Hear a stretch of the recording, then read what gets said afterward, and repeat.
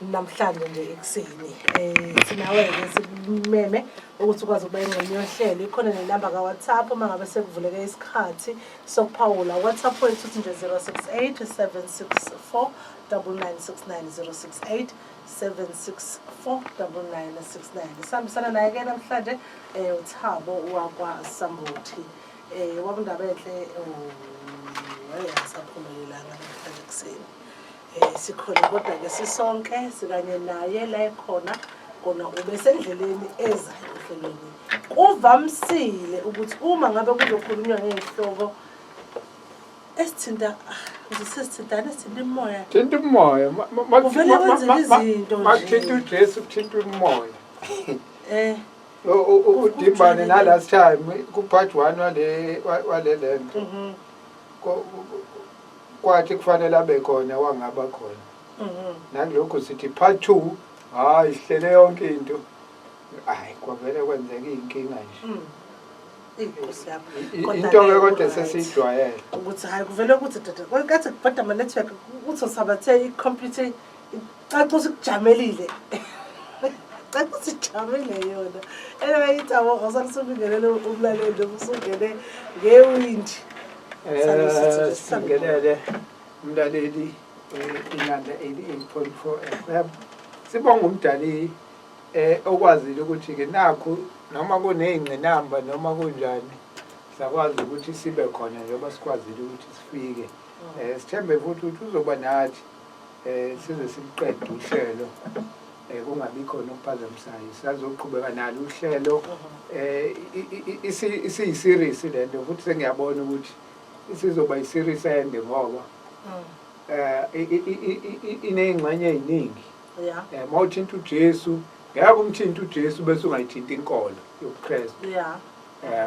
Ngeke uthinta uJesu ungathinta iBhayibheli. So izinto ezintathu ezingafani. uJesu uyimele yedwa naye samchaza. iBhayibheli nalo liyimele lodwa kahle hle. Ngoba uzochaza lona kuzofanele ukuchaza ukuthi lapha lo ubani libhala kanjani kwenzakalani elisuselaphi. Yabo nalo liyinto eyodwa inkolo yobuKristu nayo iyodwa ukuthi ngoba kahle kahle inkolo yobuKristu ithatha about 1000 years ukuthi ibe inkolo nje like formally lento eyiyona. About 1000 years. About 1000 after nje i325 AD indaba kaConstantine lapha ihlanganiswa yaphinde yathatha another 1000 years ngoba bekulana ama-council of what kushintshwa lokhu kufakwe lokhu kushintshwe lokhu kufakwe lokhu yaze yagcina-ke silento-ke iyona namhlanje kulokhu kukhishwa okunye kufakwe hayi lokhu lo angingabi kanje kuphinde kusuke izimpi kuliwe kube inqaba kube khona ababulawayo abathi hayi indlela ngathi thina siyibondente ababefana nabo Arias la bese sikhuluma ngabo babakhona njengoba kwabakhona uMartin Luther siyazi baze babizwa ama-Protestant ukuze kuvela-ke lenye ingxenye-ke yobuKristu ekuthiwa ama-Protestant ngoba nabo kukhona abangahambisani nabo. Yabo kodwa kahle nje ubuKristu busuke emaromeni. Mawuthi uyiChristian nje azi ukuthi ifoundation yakho iRoman Catholic Church. Into yamaRoma kahle hle. Alright Thabo sisalelo 5 minutes before sesindabeni sika 9 lento awuthi ngiqale kumlaleli mhlawumbe ongalalelanga part 1 noma usekhohliwe kwaqala la mina la engaphendule kakhona ukuthi inkolo lobuKristu kahle kahle yayikhona even before uYeshua ben Joseph was born. Wayichaza ukuthi yaqala kanjani.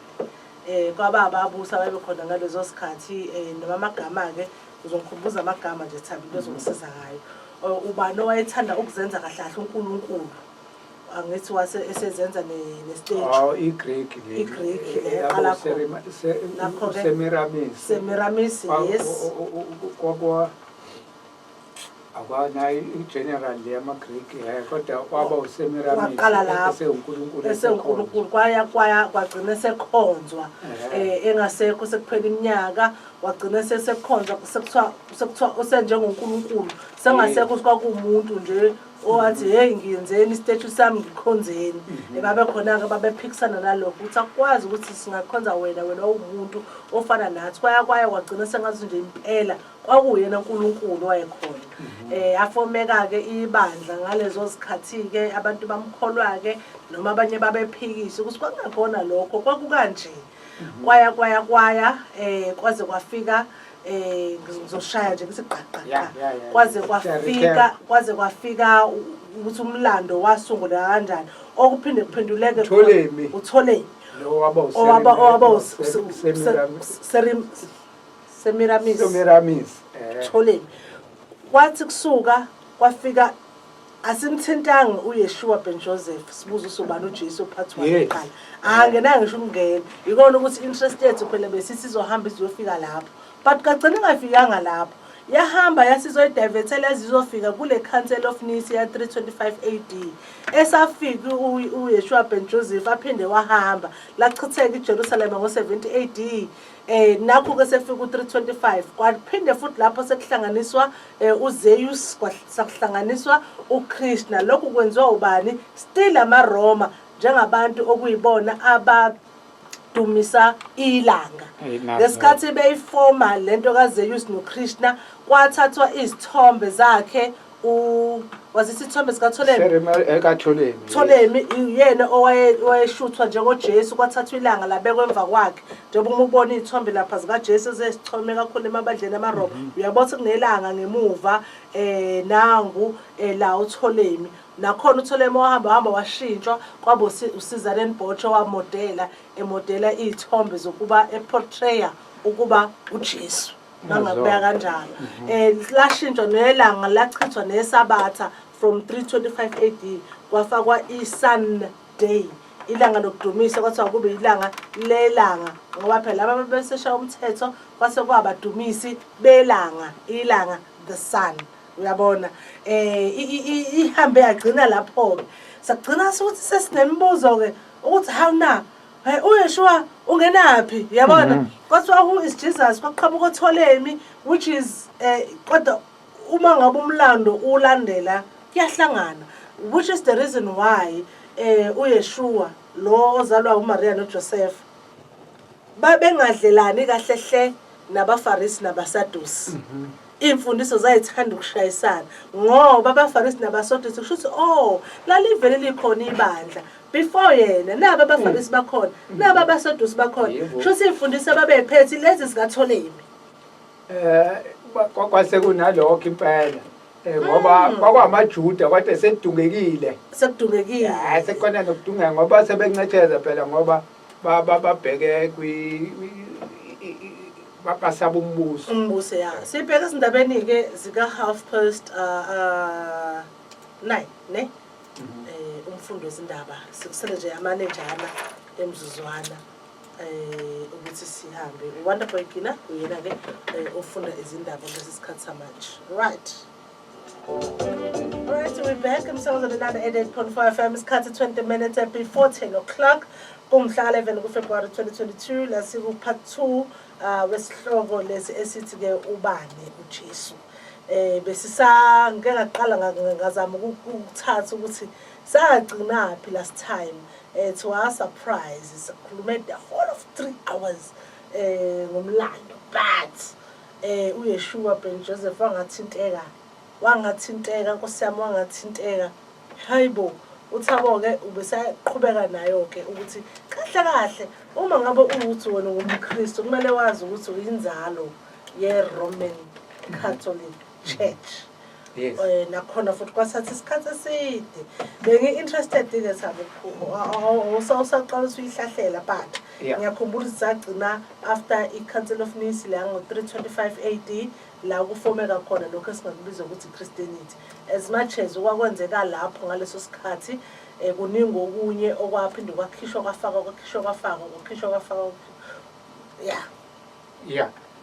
ngibonge Queen Rejoice sisekhona lapha kuConstantine ukuze abalaleli bezoyizwa kahle before uConstantine noma ngithi umuntu umKristu umRoma. Ake sibuyele lapha ku 70 AD. Ku destroy iJerusalem. Abalaleli ke ngicela ukuchaza. Izinto eziningi ngizoyichaza ngokweBhayibheli. Ngoba iyona into ekhona kakhulu. Noma kukuningi ukuphambene kulona. Kodwa ukuzuyizwe i-disclaimer le ngoba kusasa uzongizwa sengikhuluma enye into bese uthi engani wena wawuthe. Right. Ngiyayazi into engiyikhulumayo ngoba manje mangiqala ngalokho ongezuka uku-understand uzoba confused ngendlela esimanga. Angiqale ngalokho okwaziyo bese sisuka kulokho okwaziyo bese singenela ukuthi hayi kahle kahle lento njengoba inje la eBhayibhelini kahle kahle inje. Kodwa sizoyiqala nje ngale ndlela ozoyi-understanda ngayo. Right. 70 AD i-history ke le ngoba u-70 AD awukho eBhayibhelini. 70 AD iliyahlaselwa iJerusalem, uTitus lapha yaliyavalwa ayabaleka amaJuda amanye awelela ngala kwicontinent yase-Afrika ayahamba amanye hayi ukuthi akuyona i-Afrika nala ayekhona Israel kodwa awelela kuleli zwekazi esuka kuleli namhlanje esekuthiwa i-Middle East awelela ngala. Alright. Abangazange balithole ithuba lokwelela ngala bathunjwa. Angithi uTitus bathunjwa bayiswe eRome. La bafika khona ke abanye bayoba yiqila khona, abanye baba yisebenzi, abanye bayihlalela. Bazenzela izinto ababezenza. So mabefika eRome baba lenhlanhla ukuthi ngoba sebeseRome amaRoma angabacindezela ukuthi abenza amasiko engakabi khona lento ukuthi abenza amasiko amaRoma. uConstantine ofika nalento kahle hle eyigcizelele kodwa naye ingaqalwanga uyena. Now uma ke befika ngale eRome ke bayahlala from lo 70 AD. Manje nihlale kakhulu ke phakathi kwesizwe sithini ngicina senithatha imikhuba yaso, ngicine senithatha ilanguage yaso, ngicine senifana naso. Abanye inzalo ezalwa emva kwalokho igcina isikhohliwe uNkulunkulu. Isiyenza njengoba kwenza nje amaRoma. Abanye bagcina benjalo. Abanye khona leli qembu leli ekwakwelikaJesu elalilandela uJesu nalo lalikhona lelo elekuthiwa amaNazaretha. Bangathandike kakhulu ukukhuluma ngale kosomlando naseBhayibhelini. Bake basebenzisa igama lokuthiwa ama-SNS. Ama-SNS. Isikhundla sosithiwa amaNazaretha. AmaNazaretha. Now laba ke bamaNazaretha babambelela ke kule nkolo yabo. Mabefika futhi ngale Rome bangahlushwa kangako. Bayekwa bayenza lenkolo yabo.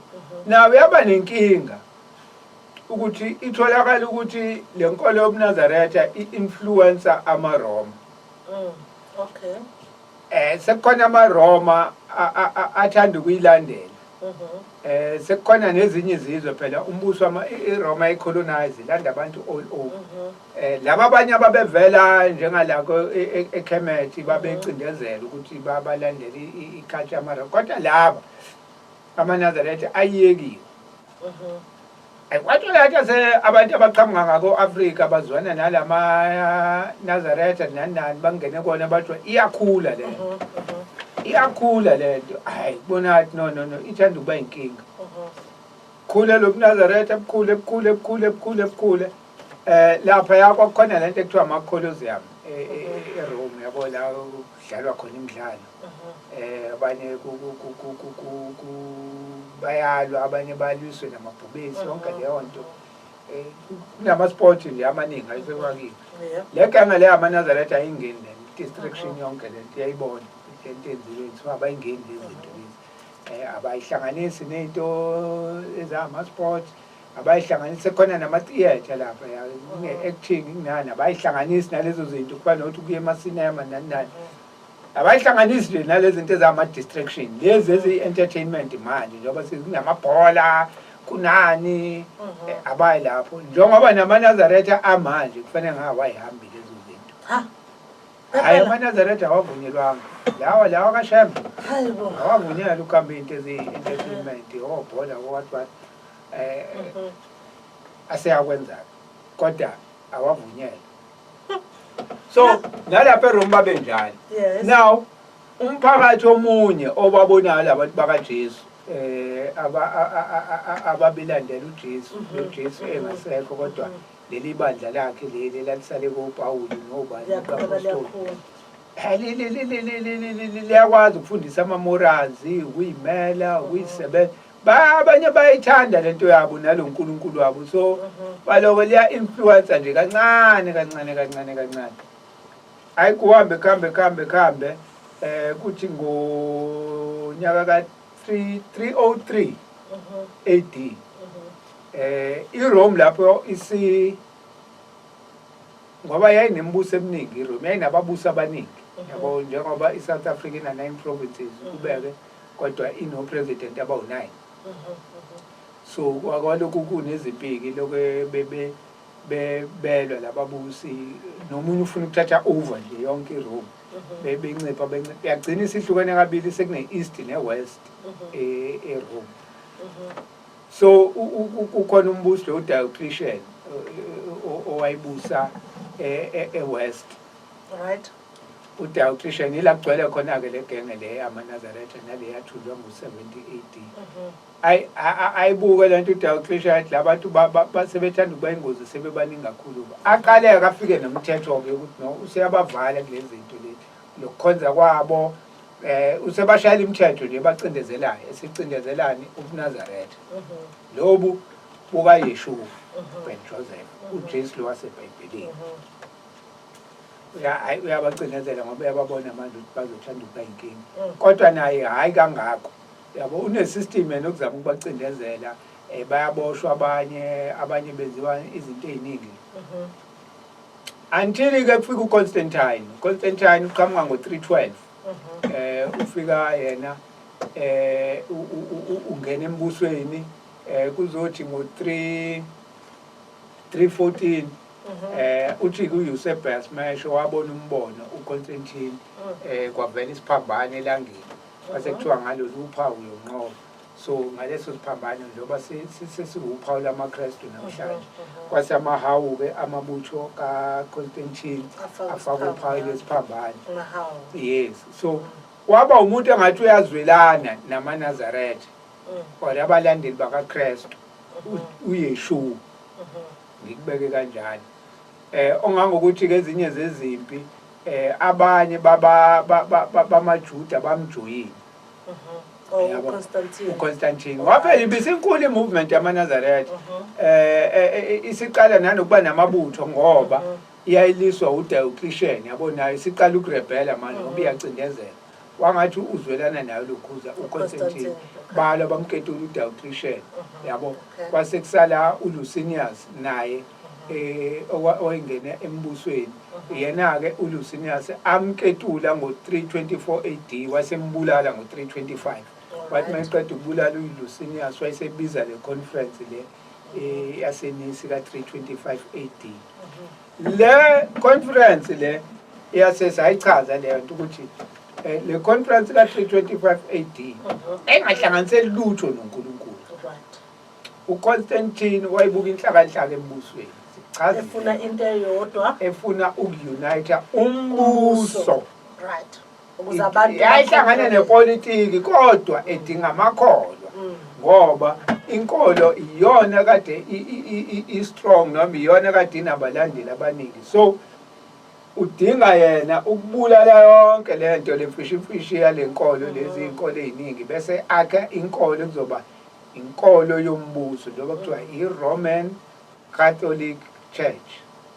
Ukuchaza ukuthi inkolo yombuso wamaRoma or inkolo wamaRoma, ngoba uCatholic ashe uchaza ukuthi universal, umhlaba wonke, ngoba imission yakho ukuthi umbuso wamaRoma uphathe umhlaba wonke. So waseyifaka kahle ngesingisi kuthiwa i-Roman Universal Church. Universal Church, Catholic means universal. So ayenzeke lento uConstantine ayihlanganise sayichaza ke part 1 oqala ukulalela manje usengaya ku YouTube uzothola part 1 ukuthi ayichaza kakhulu abaningi abantu bayazi ngoba kade sesikhuluma ngayo iCouncil yaseNisi Queen Rejoice lapha ya eCouncil of Nice kwenzeka lento ekuthiwa isyncretism ukuthi syncretism ukuhlanganisa izinto ezingafani inkolo ezingafani ukuhlanganisa ngoba angithi ngo324 sachaza ukuthi March ngo321 AD March 7 321 AD uConstantine wakhe usuku lwelanga lelo kade ulichaza uzama ukuhlanganisa inkolo yakubo yokukhonza ilanga ayihlanganise nale kaNkulunkulu yesabatha lelandelwa abantu labantu abaningi kodwa manje kunabantu laba ekuthiwa bomdabu nabo ufuna ukuthi bangene namasiko abo la elento ekuthiwa isyncretism ukuhlanganisa izinto ezingafani ngeke wahlakaza completely amaNazaretha noma ama-SNS since ebevele ehamba kanye naye yes kodwa manje usethi ke yena hayi lento iqalwa amaGreek kahle isikhathi amaGreek kungena uSemiramis nobani bakha lezi ngoba amaGreek ayifana nokuthi awunina no ISIS uheru no lo ubani lento eyinakusekhona njengoba wenziwe une-Trinity yaseKemet nabo ke base bakhe yabo leka kaDiana uApollo noZeus lo Zeus ogcine ngena lapha ephenduka uJesus so bese bethi amaGreek hayi nathi kuyafana uyabona uISIS nina nithi uISIS thina sithi uDiana kahle into eyodwa yabo nina nithi uHeru thina sithi uApollo into eyodwa le kanti akuyona into eyodwa laba abashaya into befanisa kodwa bese bethi ayiyafana lento iyodwa so syncretism ube lesihlanganisa izinto ezingafani kodwa senze ngazi ukuthi ziyafana so benza leyo nto ke elokuzeni wenza leyo nto ke noConstantine ukuthi yabona uzosatha uSemiramis sothatha isithombe sakhe kodwa sezosho ukuthi uSerapis asezosho ukuthi uyena sesizothi ke manje uJesus into eyodwa kodwa manje lokho kunye kwakhe uyena wenza lento ukuhlanganisa izinto ezingafani la wathatha nelanga 25 wathatha nelanga lapho wafaka phakathi ayithi phela yena wayeyisun worshipper vele uvela lapho east nje la idabwa khona eyaseRome ukukhonzwa kakhulu ilanga so inkolo yakubo le ngeke ayishiye iyafakwa khona iyo phela lento yenza ukuthi uArius alwe kanje lapha kwi-conference athi uArius hayi khona into enisho lento nisenzisa yona yikho yabo lento thina singeni indaba yalento ingekho ngempela manje uzama uyiphekula lo Arius ingakho ke lwiswa kangaka so ufika uConstantine ke kunaleyo nto usewanqobile bonke lababusi baseRoma wasala yedwa mayisesele yedwa ke usakha lenkolo yakhe nangempela ke le ayen Queen Rejoice khona incwadi engifuna siyifunde la eBhayibhelini uMatthew 13 sizwaya ku15:24 kukhona uMatthew 13:24 okay Matthew 13:24 Matthew 13:24 Matthew 13:24 sengisho ngashintsha okay ngokaMateyu chapter 13 verse 24 alright uthi ke la omunye umfanekiso wawubeka kubo wathi umbuso wezulu ufaniswa nomuntu owahlwanyela imbewu enhle ensimini yakhe kepha abantu besalele kwafika isitha sakhe sahlanyela ukhula phakathi kwamabele samuka kwathi ukuba likhule ikhaba kuthele isithelo khona kwabonakala nokhula kwase kufika izisebenzi zomnumzane zathi kuye Nkosi awuhlwanyelanga imbewu enhle ensimini yakho na ilutho lephi ukhula na wathi kuzo lokhu kwenziwe ngumuntu oyisitha izisebenzi zathi kuye uthanda ukuba siye ukulubutha na kodwa wathi qha funa nithi nxa nibutha ukhula nisiphule amabele kanye nalo yekane kukhule kokubili ndawonye kuze kuvunwe ngesikhathi sokuvuna. Ngiyakuthi kwabavunayo buthani kuqala ukhula nilubophe izinyanda ukuba lushiswe nibuthele amabele engotsheni. Okay, engotsheni yana. Nazo. Ngama la. Awuphinde ku25. U25 uthi ke kepha abantu besalele kwafika isitha sakhe sahlonyela ukhula phakathi kwamabele samuka. Nazo. Ngilapho la ngikhona ngoba uYeshua into eziningi lapha eBhayibhelini zibalekile kakhulukazi lama parables akhe noma umfanekiso. Isikhathi sebenza ama translation eBhayibheli nanani futhi khona izinto naye ayikhuluma ngamakhodi it's coded lenkulumo ngoba iumfanekiso.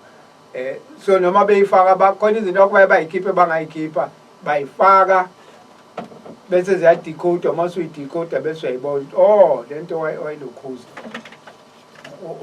ichaza ukuthi kahle uYeshua ke uchaza lento eyenziwe uConstantine le-syncretism ukuthi wafika yena watshala inkolo le ayitshala useyafika uConstantine iseed abantu belele ufika utshala ukhula phakathi kwensimu ukuthi ufike wafaka imkhuba namasiko amaRoma kanye nako zonke izithixo wayifaka khona la kodwa esebenzisani insimu kaYeshua esebenzisa negama lakhe insimu yakhe wakutshala la.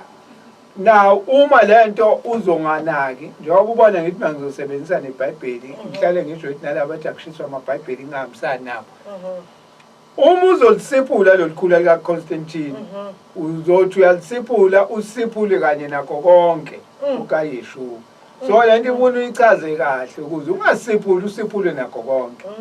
Fanele kuthi ke ukufake kanje njengoba sikufaka step by step ukuthi mase ngene kahle semilile sekufanele kuvunwe manje bese ke uyakuvuna ukhipha ukhula ke bese uyolibeka eceleni ushise bese uthatha ke okuright ke kube right. Ileyo nto echazwe lencwadi ikhona ngithi izinto sizenza step by step. Omunye uzoqala dideka kodwa uzozuyibala. Nkosi yami and iyoze ibambeke. Sikhona ke njengamanje umsakazo nenanda 8.5 FM sekuyena u10. Khona ke usilindeleke manje umahlomuka. Yena sekhanaye ngo10 ezothi nje qaphu sibuye siqhubeke nendaba ukuthi kahle ubani uJesu. Siyakhumbula ukuthi emlandweni kaYeshua siyamazi ukuthi wayumnaziri umNazaretha wayeSNA la uThabo aqhamuke khona ke la sekudungeka khona ke sikwi-Council of Nice ke manje iyale kade funa iTrinity Sekhemate uAsa Oset Heru and then news zinibulazi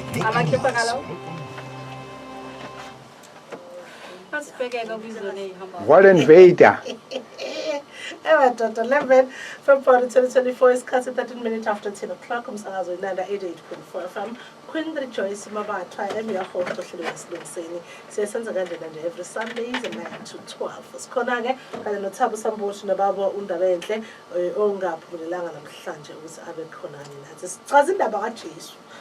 Sicacile impela kunini le ndaba yalokho iqala iyaqala ipheli aseshaya ngama series ngiyajabula ku part 1 sayiqala kamnandi sashiya futhi ukuthi umlando kanje sisasemlandweni ke manje siku 325 AD ku Council of Nice ke le edume kakhulu yakhona amanye amakhansela alandela lokho khona nesinhloko sake sasiphatha senye ikhansela kokufaka kwezinye izincwadi ezathiwa ziyakhishwa eBhayibhelini zabe zafakwa ezinye zasala sekukhona iBhayibheli ke leli liphumele lesizulu ka 2020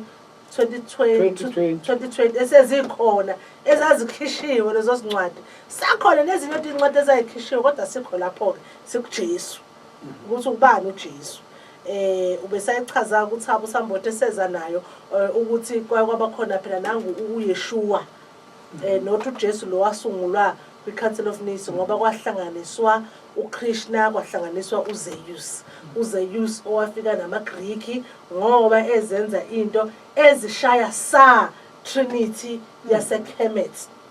Trinity yaseKemet kuye correct Thabo asa Oset and Heru ne bona base bafika nokwabo bathi hayi le iyafana no Zeus kanti akufani bathi hayi ikona lokho uyabona ngibona nathi lana sekuthi hayi kusayikona okusalayo uNkulunkulu uyedwa yabona okusalayo uJesu umuntu hayi akufani noma ngale nkathi beyenza kwi-Council of Nicaea uJesu owayekhona bathatha isithombe sikaTholeni ngoba vele uyena owayesedunyiswa njengoNkulunkulu wangaleso sikhathi.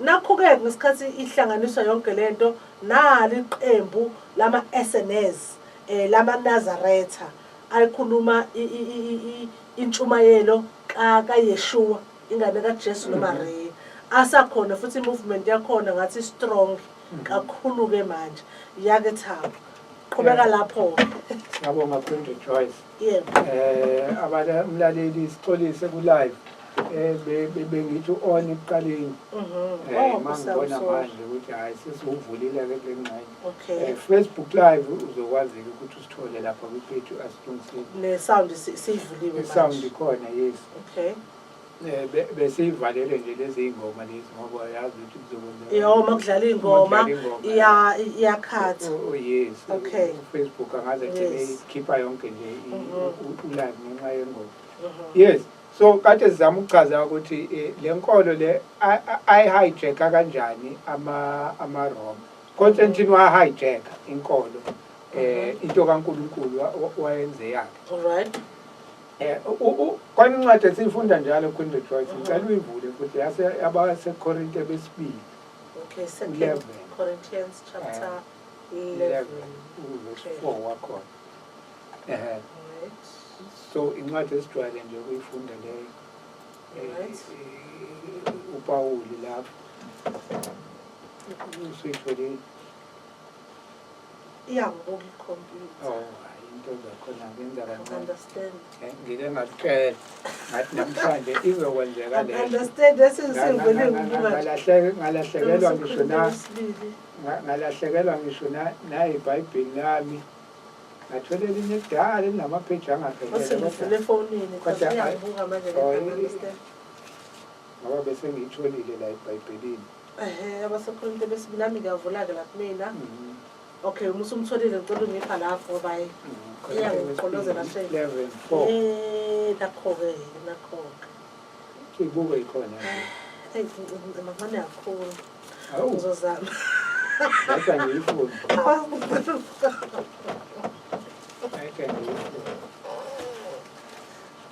Korinte besibili 11:4 yebo ngokuba uma kufika umuntu eshumayela omunye uJesu esingamshumayelanga noma namukela omunye umoya esingawamukelanga noma elinye ivangeli eningalamukelanga nikubekezelela kakhulu sijwayele ukuyifunda lelo uthi uPawuli mase kufika abanye abantu abawufundisa ngomunye uYeshua niyobalalela kakhulu noma sebefika nelinye ivangeli ninakho ke nina ukuthi nililalela kakhulu lelivangeli engelona noma sebefika sebenitshela ngomunye umoya nibambelela kakhulu kwelo moya lo niyeke lo esanifundisa wona uConstantine kusefika nomunye uYeshua lo ambiza ngoJesu uyaka lo wakhuluma ngayo uPawuli babe abanifundisa omunye niyobambelela kakhulu kuyena njengoba sibona umhlaba wonke ubambelele kulo kaConstantine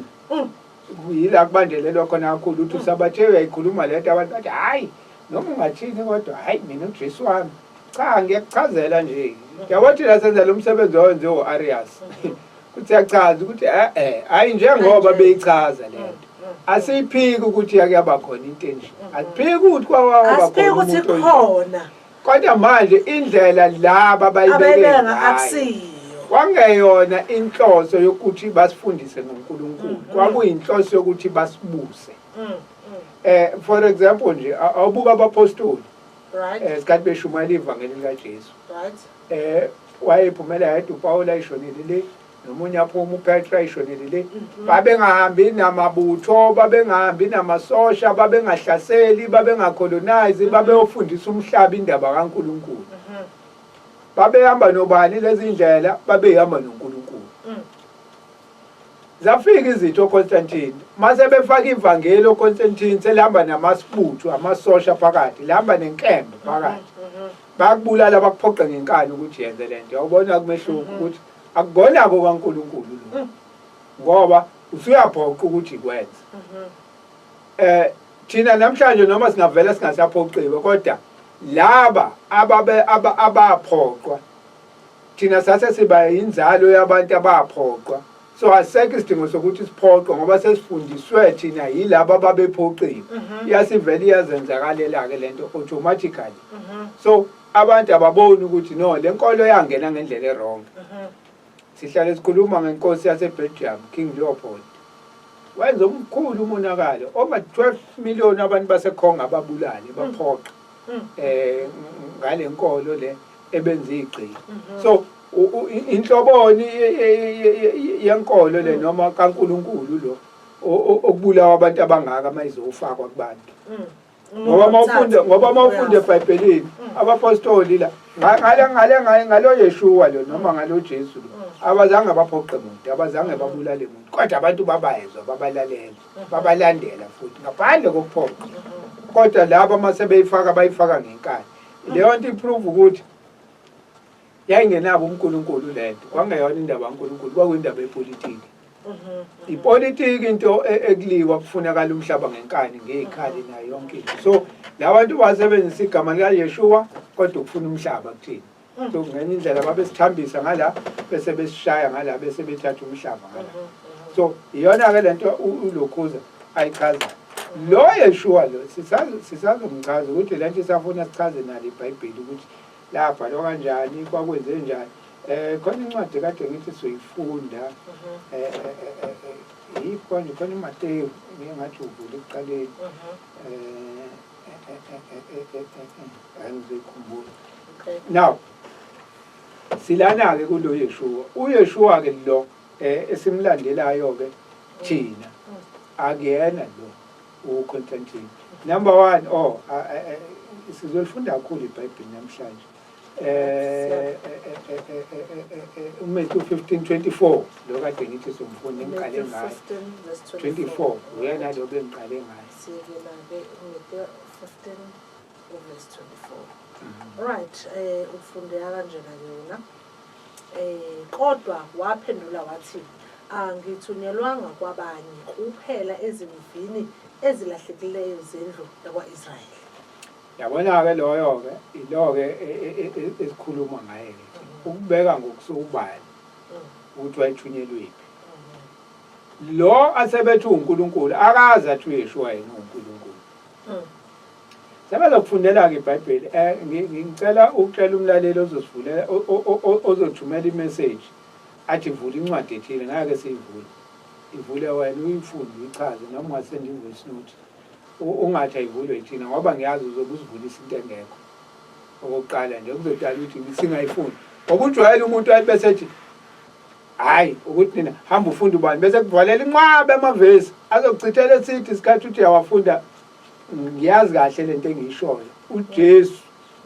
Kristu indodana kaMaria noJoseph ayikaze ithi iuNkulunkulu ayikaze futhi ithi yona ayikhonzwa uConstantine owenza lokho mhla esemakhe esemenza uNkulunkulu umsusela kuSerapis ngoba uSerapis wayikhonza njengoNkulunkulu so uConstantine ke wathi mayisakho uJesu wayesemenza wathi uNkulunkulu in fact amaRoma abenza bobabili noMaria abenza into eyodwa ababhaqwa ukuthi bobabili bayakhonza indodana nonini bayakhonza ngokulinganayo ngoba uMaria akanasici uMaria waba intombi nto wazala uJesu eyintombi wathi esemzalile futhi waqhubeka wayintombi so ungcwele uMaria ongcwele waqhubeka wayintombi phela ingakho phela kuthi ungcwele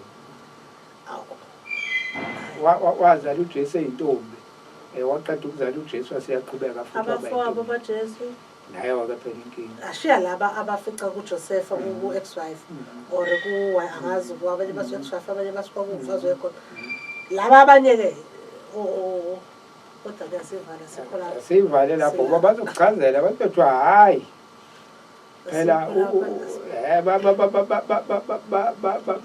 bayasiphika isithembu kodwa futhi mase bethi hhayi kwaku-ex-wife hhayi kwakuwomunye wamakhosikazi lathi ubone ukuthi yabona laba abancane laba bezemva kwaJesu-ke babezala ubaba ingathi lapho bese sekuvela-ke manje ukuthi should asitshele uJesu uzalwe esithenjini phela kuliwa nokuprotecta le ndaba kaMariya ukuthi ungcwele ukuthi uJoseph akakamthintela umkakhe kodwa-ke sekuJesu asibambe so kuzoqhamuka iy'ncazelo ey'ningi labantu ekuthiwa ama-apologist bezama ukuchazela into engekho bafuna ukuyakha ibe khona ngenkani siqhubeke ngoJesu so Constantine wamthatha wamenza uNkulunkulu right ethathe laphi kuTholeni right namhla ngikhohlwe nje into engiyikhohliwe ekhaya i-catechism lamaRoma ngoba izinto ey'ningi mawufuna ukuzazi lezo zenzayo uwumKristu uzoyithola lapha kwi-catechism lamaRoma ukuze futhi esho amaRoma ukuthi lento yenziwa yithini awufiki akukhona emlandweni i-catechism lamaRoma likhona nje liyatholakala uyathenga nje iningi ngiyibone ngisho emgaqweni eThekwini in fact nami lawe enginawo ngangiwathenga emgaqweni eThekwini yazi Thabo njengoba ikhuluma lento yanamhlanje about ukuthi ubani uJesu Kristu still angiboni ukuthi ungena ngapi uYeshua ingane kaMaria noJoseph ekwakheni lokho esithi masithi Jesus Christ siqhubekile impela nodaba namhlanje still angimbona ethinta uYeshua samthinta phela la kwi-Christianity ukuthi yena ungenaphi kwi-Christianity ngoba yena uqobo wayengeyena umKristu Nkosi yami wayengeyena phela i-Christian yena kodwa manje ama-Christians iwona nje angezwa mshini mawuthi uchaza indaba yakhe kodwa yena uqobo lwakhe wayengelona iKristu noma wayengeyena umKristu uKristu ubuvele emva kwakhe umbuzo ukuthi wayeyini uyayichaza-ke lapho uthi mina ngithunyelwe endlini eduleka in fact mongena owedliwa Israyeli akahlangene nawo ngokwamazwi akhe manje sesisho ngokusho kwakhe bonke laba akahlangene nabo ingakho phela makufika unkosikazi ezekuyena ejugulelwe ngane bebemncenga abafuna ukuthi nangu umama yakhe uthi hey ngithi ngithatha isinkwa sabantwana bakwa-Israyeli ngisponse njeni so kuJesu uma ungena umHebheru inja yabo so amazwi-ke akhe lawo uJesu so laba-ke abathi-ke wayizele wonke umuntu wayizele umhlaba wonke yena ejena wayengezele umhlaba wonke wayizele izimvu ey'dukileyo zendlu ka-Israyeli ingani-ke yile syncretism ekade ngisho ngithi yenziwa uConstantine yayicalwa amaGreki kahle kahle eKhemesh kodwa uConstantine lesiphezu kwawo manje sinaneBhayibheli uConstantine owenze le syncretism bahlanganisa izinto ey'ningi ey'ngahlangani wayibonda ndawonye wazenza into eyodwa ngoba efuna ukubusa umhlaba nangempela namhlanje le nkolo kaConstantine ibusa umhlaba inkolo yaseBhabhiloni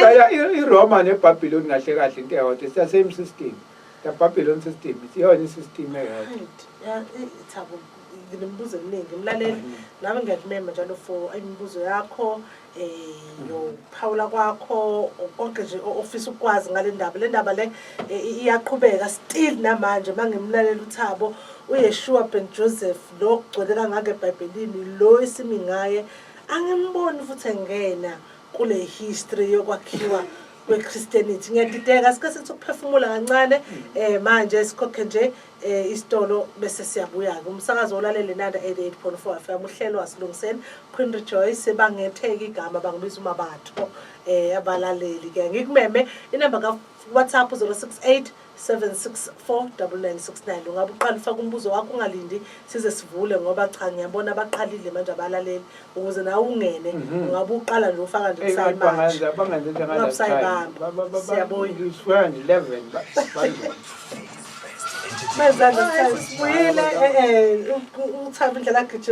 I'm not happy. By the way, as siqhubeka lesihloko, I'm like, yo, I miss ubaba Ndabenhle. Yo, ubaba Ndabenhle. Yebo ngase ngakukhumbula mzokwase ube right kakhulu. Udimbane sesiyishaye kabili le topic. Kufanele abe khona angabi khona. Izathu futhi engaqondile ukuthi ngeke abe khona. Yebo. Kumele kwenzeke nje into ehawu. Namhlanje ubambeke manje nje endleleni. Hey, yabona nje.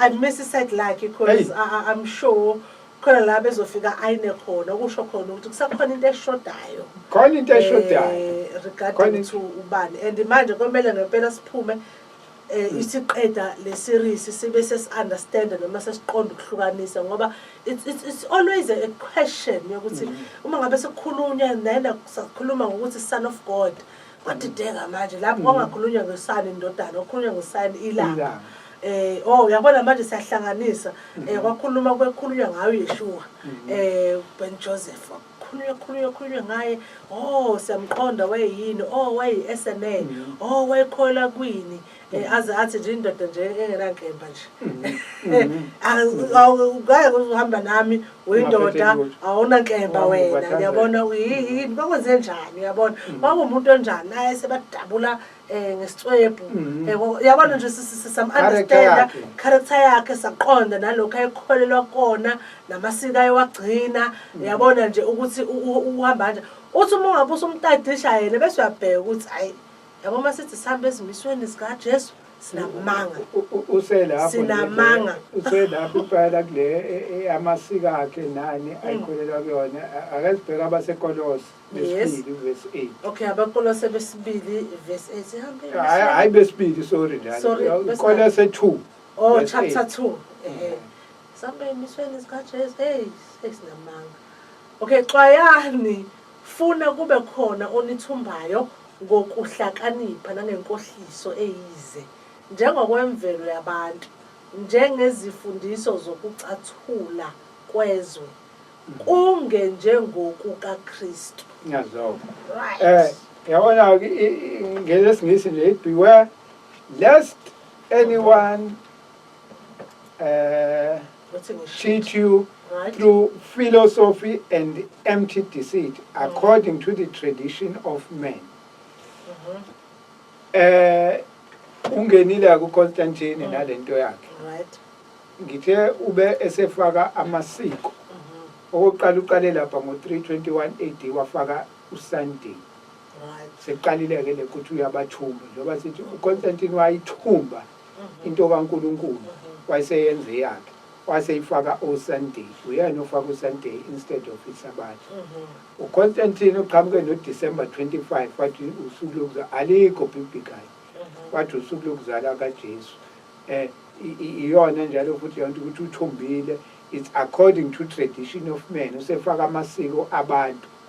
Ngoba uDecember 25 wawuvele wenziwe abantu wawisintu sabo leso kokuyimkhuba yamaRoma yoSathanali ababeyenza le elithi iBhayibheli ezinye izinto ezenziwa laphana eBhayibheli naselifunda lithi asingakwenzi yes uyafika amalambu lawa scripture ngiyathela uyafika uConstantine lezinto uyayifaka uyaxwayisa kuPawuli la before uConstantine uthi xwayani awuphinde ufunde loKolose xwayani funa kube khona onithumbayo ngokuhlakanipha nangenkohliso eyize njengokwemvelo yabantu nazo ume lapho inkohliso nokuhlakanipha okuyize wayihlakaniphile uConstantine isikhathi enza lento kwakuhlakanipha wafika uConstantine wafika kunePhasika wafika yena wafika wagxisha uEast amaRoma agxisha uEast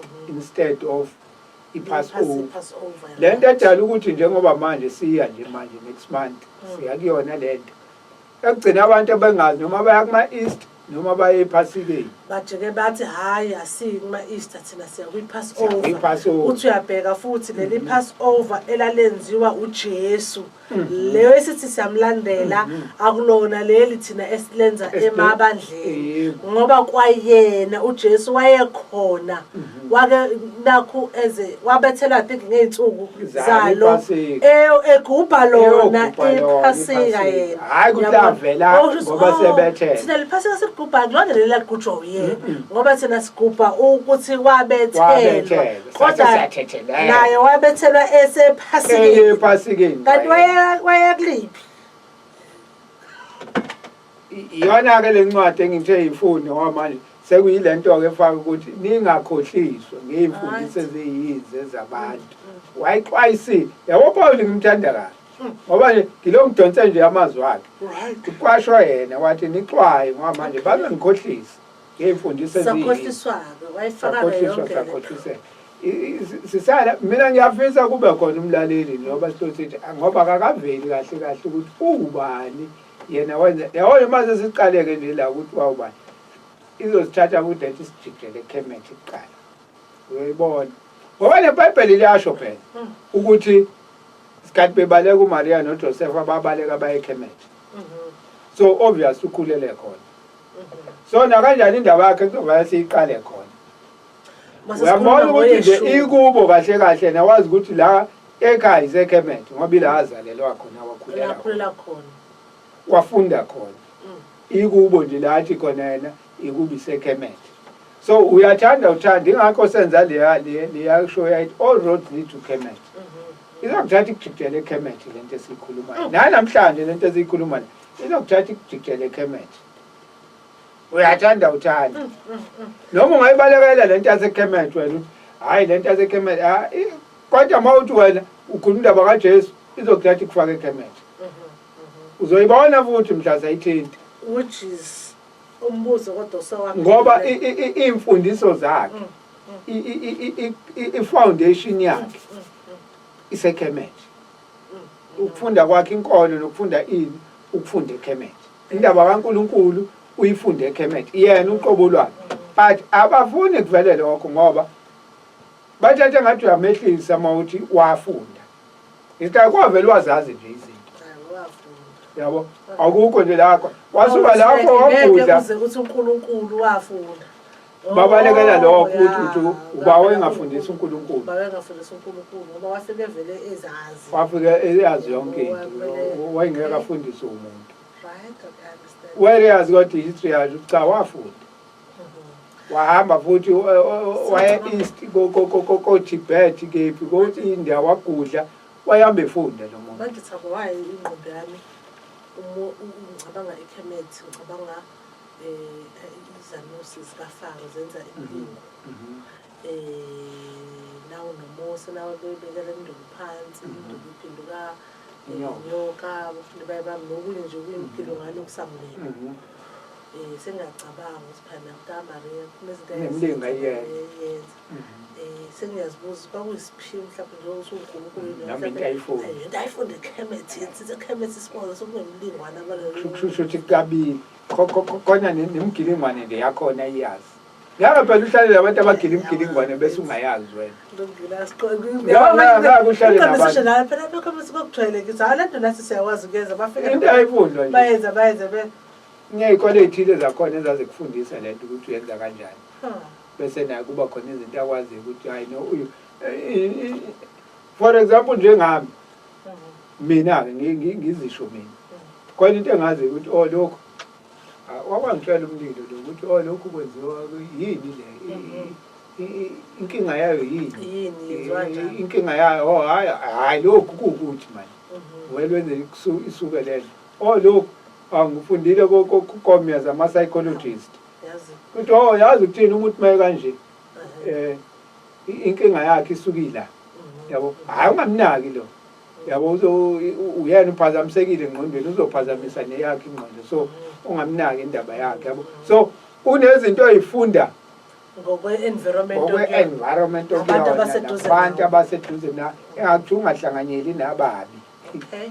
Ngoba lento ohlanganyela nayo mayingasili uyohlala ufunda into engasili. Hlanganyela nabantu owazi ukuthi uzogaina something ozofunda.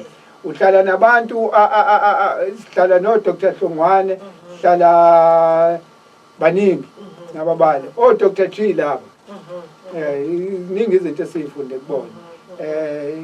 Yabona nje iningi izinto ezifunda abantu bamabhizinisi ukuze nawe ukwazi ukurun into yakho uzokucobelela nawe ujike wazi akudlonto uthandazile wena kwase kwehla umoya engcwele no uthandazile uNkulunkulu wasekusondezela abantu abazokusiza kule field okuyona uthandazile kodwa akuzange kuvele kwenzekeke ngiyakuzwa magic so nawe umntaka Maria kube njalo as much as izinto ezinye ubeyithola direct from uNkulunkulu kodwa khona izinto naye ayifunde kubantu sengicabanga nje imfundiso ekhona engikholwa kakhulu ukona kwaseKhemet kwame energies ukuthi kahle kahle sinawo amandla okwenza izinto eziningi nezinto ezinkulu uyabona which is naye umntaka Maria into ayeyisho ukuthi we can do these things and yathi izulu lingaphakathi kunina it's not ukuthi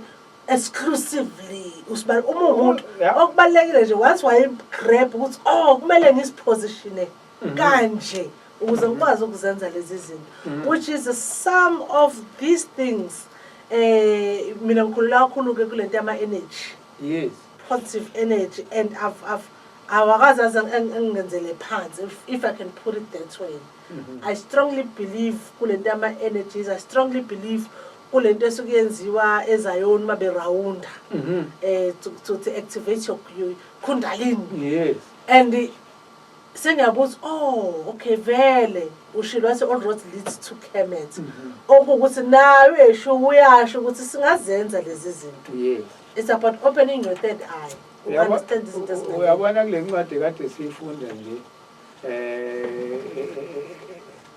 kaMatthew 15:24 ethi ngithunyelwanga kwabanye kepha isafuna ubheke lapho ukuthi obani amaHebheru icinge lapho bathi ngithunyelwanga kwabanye hayi kuphela isizwe esilahlekile sabantwana baIsrael ukhuluma ngamaHebheru obani mawucinga wona ucinga yena uyabona nje izinto eziningi ukuthi mhlambe le esengena kuyona idinga iBhayibheli uqobo kube itopic iBhayibheli mase mhlambe sesibheka lona nokubhala kwalo ukuthi liqhamuke kanjani iBhayibheli uzolibona kodwa nje lento engisho ayizokuthatha ikujikele la eKenya into esisho amaHebheru uwacinga uzowathola la eAfrica kunjalo nje yabo so ifike ikuvezeleka ukuthi lo Jesu omhlophe vele sasesiqaliwe sesilulu ukuthi akazi azabe mhlophe umnyama isizwe sakubo kwakwayisizwe sabantu abamnyama kodwa oConstantine babazi ukuthi bantshontsha into yethu ingakho babemele moya ko Russia ngisanda kubona nenye ivideo nje ikhona nje yatholakala ku YouTube emuseum yakhona ingithombe indala zabapostoli kwemuseum yakhona lezo Jesu zabantu abamnyama kwenye ama museum yakhona seRussia ithola khona leyo so uYeshua uzothola ukuthi owala awusuzothola kunjalo hayi asiyake ukuthi umnyama right uzothola nje ukuthi isizwe sakubo nje angangeni ibambe futhi iBhayibheli mayesangena kulona izosukela isikhiphe kule engifuna siyiphethe njoba ngiyishaka kancane ngoba ngifuna siyisonke ingabisavuka ithubani uJesu isazoqhubeka kodwa ngeke isavuka ithubani uJesu ngoba manje isigxile kuYeshua kanti masiqale topic yethu kuyabonakala ukuthi lo Jesu emasithi siyamkhonza masiya emabandleni ngelanga le on a Sunday ngelanga lelanga ayi akuhlobani lokho simveza nje lo ebesicabanga ukuthi silandela yena nalo esimlandeliswayo kuyabona ukuthi cha into ezimbili ezingafani futhi ihambe ngonyawo lonwabo ngalendlela ukuthi angikholwa ukuthi khona ucishe osalayo kulento mekhona kulungileke vela sifanani uyabona but ngathi iningi manje lihambisane nathi uthe-ke sayiqala last week yazasibeka ku-Council of Nice besigxile e-Council of Nice ke namhlanje sahamba nayo nango-Constantine wathi uma ngabe semfaka lo Zeus noKrishna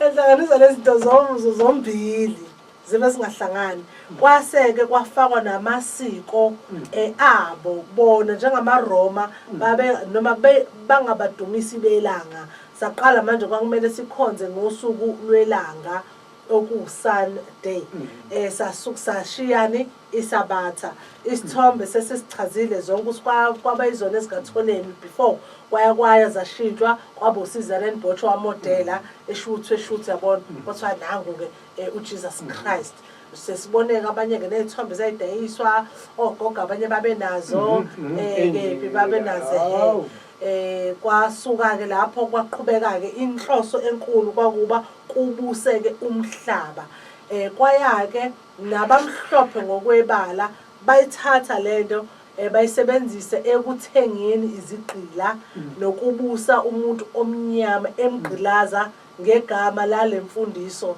noma nangegama leBhayibheli ngokuthi silandela konke lokho ngicela kwaqalwa uyena uCesarian former what is called Christianity Constantine waya madoda amasiko amanye afakwa kwafaka uChristmas kwafaka isihlahla lezi zinto obona kahle ukuthi ngisho sekuthiwa siyathanda ngisho singakhala ngisho singabhuquza ngisho ngakuhlanganani uyayibona nawe lento ukuthi ayihlangene inhlobo noYeshua ke lwesimkhonzayo isihlahla esigreen izinto ezamagolide nani khona ngisho ivesi kukhona eBhayibhelini esithi asingakwenzi kwafakwa lokho-ke asikakafiki futhi sisakhuluma ngezihlahla zaChristmas nani ayangeni nale kaFather Christmas ungene ngaphike loyo kodwa ke asikangeni kusafakwa nje ngolesithathu kuzobe kuyi-St. Valentine's Day ishiya-ke leyo-ke asikangeni zonke lezo amaRoma ayivala ayibhene yayenziwe emasontweni ayibhene namhlanje abantu abamnyama bacolonized othisha laba abaphethe imiqondo iy'ngane zobe zigqoke bathi iy'ngane ayifaka u-red and white uzubona ukuthi amandla ecolonization makhulu angakanani ingqondo bakwazi ukulimaza yabona abantu belimaza iy'ngqondo zothisha abaphethe iy'ngane zethu kusakude kulungu ngoba iy'ngane nje sebethumile ukuthi akuhambe enye iy'ndleko nje lezo ukuthi iy'ngane bayaziyothenga-ke manje uma ingathengile ikhombisa u-red and white commercialize kodwa akatsho lutho yena kodwa abantu abazogeyina amandiya ama-China ama-Pakistan lapha bonke amabhizinisi kodwa upromote into engeke imsize ngalutho same thing yenzeka ngoChristmas yabona it's commercialized same thing yenzeka ngephasika kuyimanje usuyayitolo usuyaqala usuthola ama-Easter eggs usuyaqala uthola ama-cross buns muthi uyafunda futhi iBhayibheli liyakhuluma ngama-cross buns ngokusikahle kahle akumele kodwa sicula kuwona Nkosi yami mnandeni pho sicula kuwona uthi uyabheka-ke lo bhani lo inogwaja yilamaqanda kambe ukufa kaJesu uhlanganaphi nokufa kaJesu ngisho kuthiwa singakhala ngisho kuthiwani siyabona ukuthi ayihlangani bese siyasuka-ke ama-Christmas ngempela ayihlangani bese hayi phela thina akuwona ama-Easter i-Passover so find that ukuthi ngoba sinawo umgogodla as Christians Nkosi yami ngisho kubuhlungu because nami ngiyasicategorize as amaKristu we celebrate or siyenza lento le esiyenzayo kumkhuba wethu okusiko lwethu ngelanga exact on the same day nama-Easter lawe sithi kodwa siwa-celebrate Paul why are we doing that year after year silandela usuku lama-Easter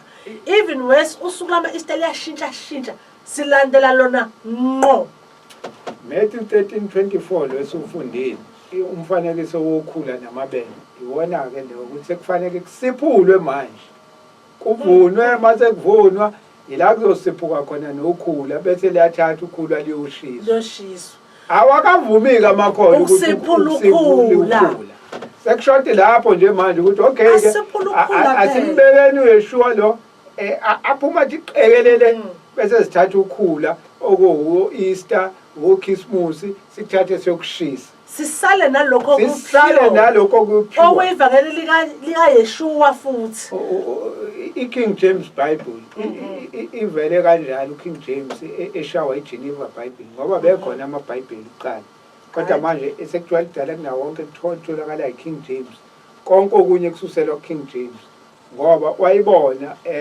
before iKing James kwaqala kwane-timetable i-timetable kodwa naye ingeyona eyokuqala ngoba uWilliam Tyndale ulibhala leli Bhayibheli asithi waba uWilliam Tyndale uyena umuntu wokuqala owabhala iBhayibheli elakwazi ukuthi liphathwe yibo bonke abantu before iBhayibheli belihlala ema-university ema-library akhona amakhophi amanye mhlambe kube awababishop nabafundisi kuphela uma uwumzalwane ubungavunyelwa ukuphatha iBhayibheli yabo so uWilliam Tyndale mayefunda lento ethi no abantu bafihlelelwane la abantu kufanele bakwazi ukuthi bayifundele iBhayibheli hayi ukuthi balokhulu wasiyalaka in fact wagcina ebulewe wabethelwa washiswa uWilliam Tyndale eshisela ukuthi wakhe iBhayibheli walidayisa ngathi udayisa ama-drugs iBhayibheli ngoba lalishushumbiswa ukuze lifinyelele kubo bonke abantu yabo baqale balibambe lokuqala ama-Roma akhipha imali athenga amakhophi onke ayingekho le mshini emkhulu yokuprinta efana neyanamhlanje so iyayiprinta kancane umshini uma utholakele yabo kunalama-printer kuthatha isikhathi so ama-Roma vele akhipha imali asebenzisa imali sekuthenga lonke siwathathe siwashisa yabo wathathe ewashisa azame ukubalekela kwelinye idolobha afike ayaprintwa kunempimpi ihambe ifuna ukuthola ukuthi ngoba kwangafuneki iBhayibheli abantu bayifundele kubalekelwani sizo-understanda lento ngale ndlela thina sesi-understanda bese siyidlulisela kubantu bese abantu bayi-understanda lento ngale ndlela uNkulunkulu ayimise ngayo bese uyalimala umbuso wamaRoma ngoba njengamanje iChristianity iseva ipurpose yombuso wamaRoma amaRoma namanje umhlaba uphela so kwakhona i-Tyndale Bible emva kwe-Tyndale kwaba i-Coverdale emva kwe-Coverdale kwaba i-Matthew's Bible emva kwe-Matthew's Bible kwaba i-The Great Bible emva kwe-The Great Bible kwaze kuba i-The Geneva Bible ngoba i-Geneva lekuthiwa i-Geneva Bible emva kwayo kwase kuba khona i-King James ivela kanjani i-Geneva Bible ingesikhathi kwakhona abantu akuthiwa ama-Puritans ama-Puritans ilawa akayikhuluma cishe into efana nale esiyikhulumayo athi wona azothatha iy'nkolo zikayeshuwa ziyipure zinjalo ney'mfundiso kaNkulunkulu ziyipure zinjalo so kule mthetho kaNkulunkulu nalezi zinto ezazenzeka sekuhlele uKing James embusweni wamaNgisi kukhona izinto ezimshayayo ey'khulunywa yileli Bhayibheli yabo kukhona izinto so yabo mhla sikhuluma iBhayibheli so athinta lawo mavesi adala uKing James uthi ngo-1604 wabiza umhlangano besethi no ufuna abantu abazothatha le Geneva Bible iGeneva Bible ama-Puritans kukhona isikhathi abaleka ko-England abalekela athuthele eSwitzerland afika zinza khona athi mayisezinzile eSwitzerland ayise ibhala leli Bhayibheli-ke libizwa ngeGeneva Bible ngoba labhalelwa eGeneva eSwitzerland bebalekile amakholwa ngoba esehlukunyezwa lawa ayigcina imfundiso ethi no wona azoyigcina zinto ngoba kwasekukhona lokho ukuthi izinto ziyatwistwa iningi njengoba itwist so uKing James wayethi no waseyayivala le Geneva Bible but ayizange ivaleke nje kalula yathatha iminyaka ukuze ize ifezeke out iphele yathatha iminyaka hundreds of years kodwa kwagcina sekumi King James-ke leka King James esothi ngelinye ilanga sidonse lapha kwiGeneva sidonse lapha ku-Septuagint ezinye izinto ukuthi kahle originally leli vesi elifundeka kanje originally lalifundeka kanje uKing James wasefike yali-edit uyalishintsha ukuthi alingafundwa kanje ngesizathu siphi ngoba wayenezathu kodwa nale Bhayibheli ine-disclaimer kusiyami even noma sisisho asisho ukuthi ihumusho sithi i-version angazi i-version ngathi yini hayi lisho ukuthi translation lithi i-version King James. Ngokuka King James yabona ngokucabanga kwakhe uthi melifunda wathi melifunda wabathi yabona conclude bese ibeka ngokwe conclusion yakhe naye eyingisi uyabona ke eminye imibhalo eminingi ke khona lesa kusakhuluma ngayo ukuthi i-library yase-Alexander iyashiswa leyo library abanye bathi kwakuyi-museum kwangeyona-ke i-library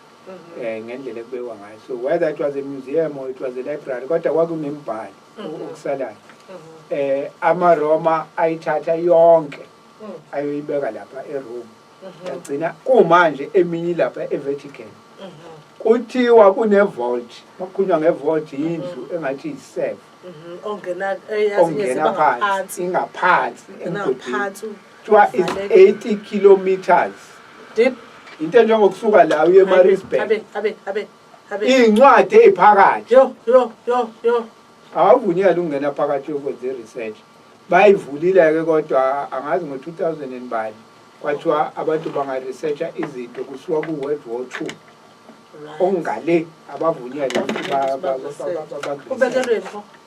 kubekelwe bona kufundwa amakatholika kuphela ngongelona ikatholika noma ababhishophu abakhulu awuvunyelwe ukuyifunda leza zinto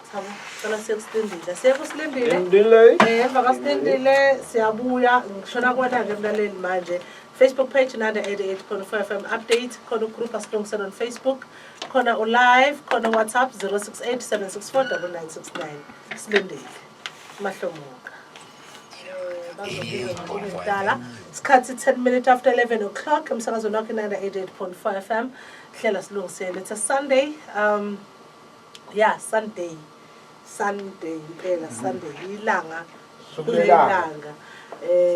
uhlela silungisele awuthaba uyafa ukugijima up and down kuzofanele sikhulume nomfokandlela Thabo simshune naye sonkinopho ngoba ukhona siyabonga kakhulu welcome back to live on Facebook welcome back nakwena mlaleli ngitheke ngizoya lapha kuwena ke manje Thabo ngiyacela ngiyazi kuningi ngokusele ngiyazi ukuthi asiqedile ungakayi kunomlalelo ojwayele ukuthi asesho ukuthi siquote up awubakhombisi live lencwadi uyifunde ngaphandle ithini okay incwadi eka Barry Wilson ngifuna ukusho kahle how Jesus became Christian isho njalo isihloko sayo the early Christians and the transformation of a Jewish teacher into the Son of God kwaconverteka kanjani anoma nayibona sisibazo uzoom in mina live hello asangenzela lo angithintanga lutho ke lencwadi ngoba into edale lokho ayithi besibheka udimbane so ube bengangenela nakule ncwadi ayi besodonsa kakhulu so kodwa ngizama ukuveza ukuthi siyayifunda incwadi right incwadi siyayifunda sayithenga ziningi le ibheke lapho ukuthi how Jesus became Christian isasho khona lokho ukuthi uJesu wangeyona nalokho kukhona emlandweni so waba kanjani ke umKristu bese iyachaza ke naye right asike sishone kuma comments kamlaleli ngicela ukuyakuyena umlaleli manje WhatsApp okunye Thabo anoma ngosho disclaimer yini singabi sinjani akuliwa namaKristu akuliwa noKristu akuliwa noJesu akuliwa nokukholwa phela nje umlando nokwazi iqiniso nanokuthi ke encwadini esivulile namhlanje iyasho ukuthi kwakhula nokhula sekuyisikhathi ke manje sokusiphula ukukhula usalo selibona nathi ukhula bafethu lenda ayidinga lusobala nje ukhulu uyalibona ukhula ke lo singalokho sil-adjust alisiphume yabona sigxilile manje kule nkolo yethu isisebenzelile sathandaza egameni elikaJesu sabona ngempela kwenzeka asikusiphuleke ukukhula ke manje futhi lu-obvious ke nje angazi uma sesilwa sesibanga sesibangani entweni obona cha yoni obvious then WhatsApp 068 764 9969 Facebook page 88.4 FM group asilungisele there on Facebook ake ngiqale ke khona la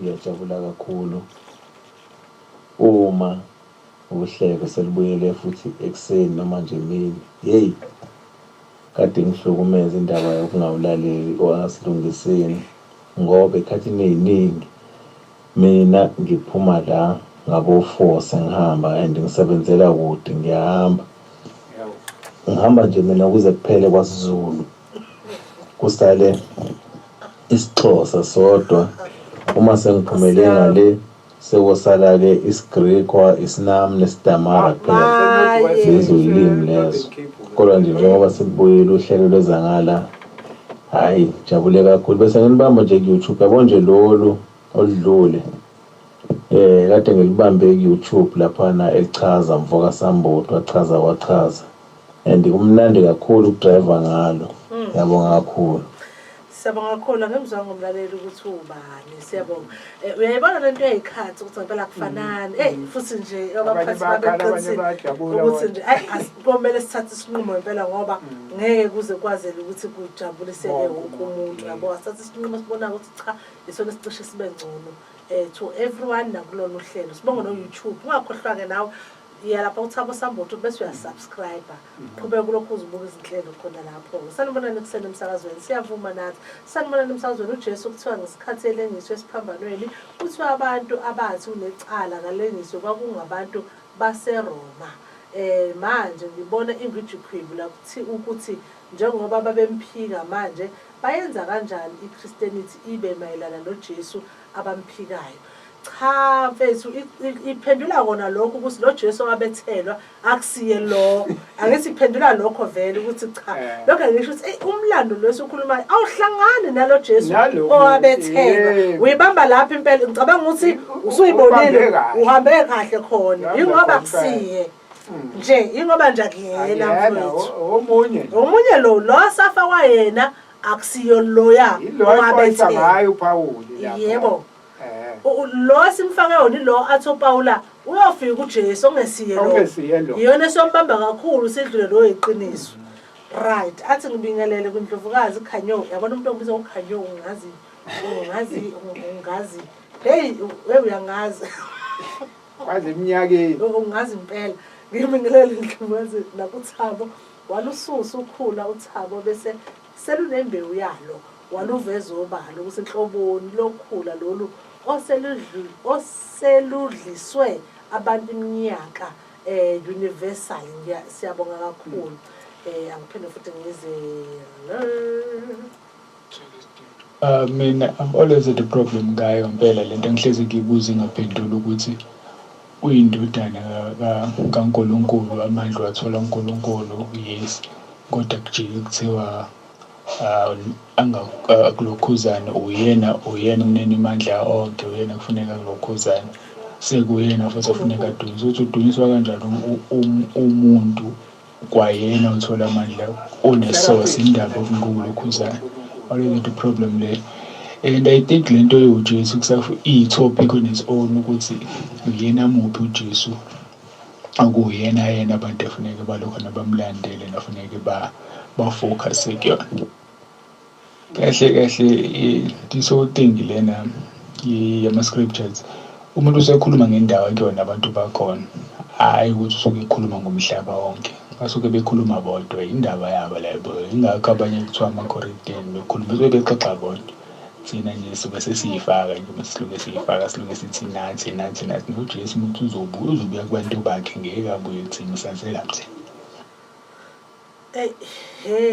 nalokubuya kodwa enye ithopi uzobuya zokwenzani hayi mafethu hayibo Thuma umlaleli futhi khona la isambita khona mayethi thina sihlanganaphi na umbuzo ukuthi laba bangale Europe ngoba wase-Afrika abahlanganaphi naye thina siyahlangana naye vele wethu uyeshuwa owabo utherapist lo abamshintsha bamenza engathi lo wethu kwenze okay bakhe fake bakhe fake kaJesu. Uyayizwa naleyo ukuthi umdumisa kanjani indodana kaNkulunkulu uphinde futhi usukube indodana uphinde futhi ube uNkulunkulu. Futhi kuthiwa okay okwakuthathelele la ngoba kwakuthathelele lokho kwakwenziwa userapist. Right. Lo right laba babekhuluma lo Zeus owathathu wafakwa la. uYeshua yena akazi athi akakhona. Alright, asilungiseni ngibingelele studio Queen Rejoice Thabo Samboti. Silimele kakhulu ngokulandela uJesus esingamazi futhi uyabona ukuthi abezwa lutho okuzophikisa lemfundiso kaJesus. Asithembe ukuthi kuzolunga kancane, asithembe ukuthi kuzolunga kancane ngoba lenkolo ayisisebenzeli. Xola nqimalo kwa kwamancinci. Xolani asilungiseni ngabe kuliqiniso ukuthi amavenda akhuluma ulimi lukaJoshua simphiwe Frelem ngothalo 13:5 as much as ichezekile kulesihloko amavenda ngapha akhuluma ulimi lukaJoshua na cha into yatholakala emavendeni ukuthi iDNA iDNA kaka yamaHebrew yatholakala kumavenda right. Ngibingelele studio egameni lenkosi the Queen Rejoice nobaba nakwakubeke noma ke bengaphelele namhlanje kodwa nomunye ukhona ngokwenhliziyo siyalazi udaba lakhe. Uhlelo lenu aluve luyenza lento efunekalayo enhlizweni zethu ngokuthi ke vele ke phela isikhathi esiningi iqiniso thina singabantu siyalibalekela ikakhulukazi thina esithi siyakholwa siyasonta siyayisisho njalo khona izinto esizibalekela esingafuni ukuthi sizikhulume zibe lento kufanele ukuthi zibe yiyona ngoba nakho sithanda ukuthi izinto engathi izinto ezinhle ingabhekanga kuthina kuphela sithi uJesu washawa kanjani kuningi esikubalayo wafelwa ngamathe wathukwa kodwa ekugcineni thina esigqokile sidima sibonakale semasontweni sibonakale singabantu abahle aba-right ongangokuba mina mangifika ngimanikinike esontweni ngizobukwa ngenye indlela kodwa ekugcineni makufunda iBhayibheli kuthiwa woza kuyena uma nikinike kunjalo kodwa thina sikwenzi lokho kuningi esingakwenzi ngoba sisebenzisa lezi inhliziyo ezimbi okukhomba ukuthi sicindezele siphushiwe asiyanga ngoba kusuka ngaphakathi enhliziyweni kuningi abazalwane yaba behamba noJesu bona babengafuni ukuthi athinte uJesu owayengaboni emehlweni owesifazane owafuna akhandwe ngamatshe futhi kuningi inqwaba eBhabhiloni banqaba ukucula iculo lasesiyoni bathi ngeke balicule iculo kwelinye ilizwe kodwa bethunyiwe ukuthi bahambe beye khona beyoshintsha abantu baseBhabhiloni babengakuboni lokho ukuthi uNkulunkulu uthumele bona ukuthi bayoshintsha laba bantu baseBhabhiloni kuningi engakuchaza-ke mina ngisho nje ukuthi singabantu ake siqondeni sazi ukuthi sisukaphi sibhekiphi masishumayela ngaleyo ndlela sishumayela ngayo sishumayela into eqondile eyiqiniso siyeke le ndlela esenza ngayo ngoba egcineni ngizothi njengoba nikhuluma nje kanje nichaza indaba ethi omunye bayabheda labo amadimoni kanjani kanti cha iqiniso ufuna nje sikwazi ukuthi silimele kuningi engingakuchaza ngiyama nje lapho ngiyafisa nje ukuthi inhlelo zengathi ngalo iqhubeke njalo sisibeke kule ndawo kufanele sisibeke kuyona bakhona abazoqonda abanye bangezwa kodwa ke kuyethiwa ke uNkulunkulu uma ufika nengwegwe uhlaba ebhodweni uzodla lokho buye nakho uma uhambile uyodoba wakhipha iselesele likhiphe uthatha ulihambise ufike usho ukuthi nali iselesele ngibuye na uzolithatha enabona ukuthi uzokwenza njani sometimes uzofida amadada lawe kufanele ukuthi afike kuningi kuningi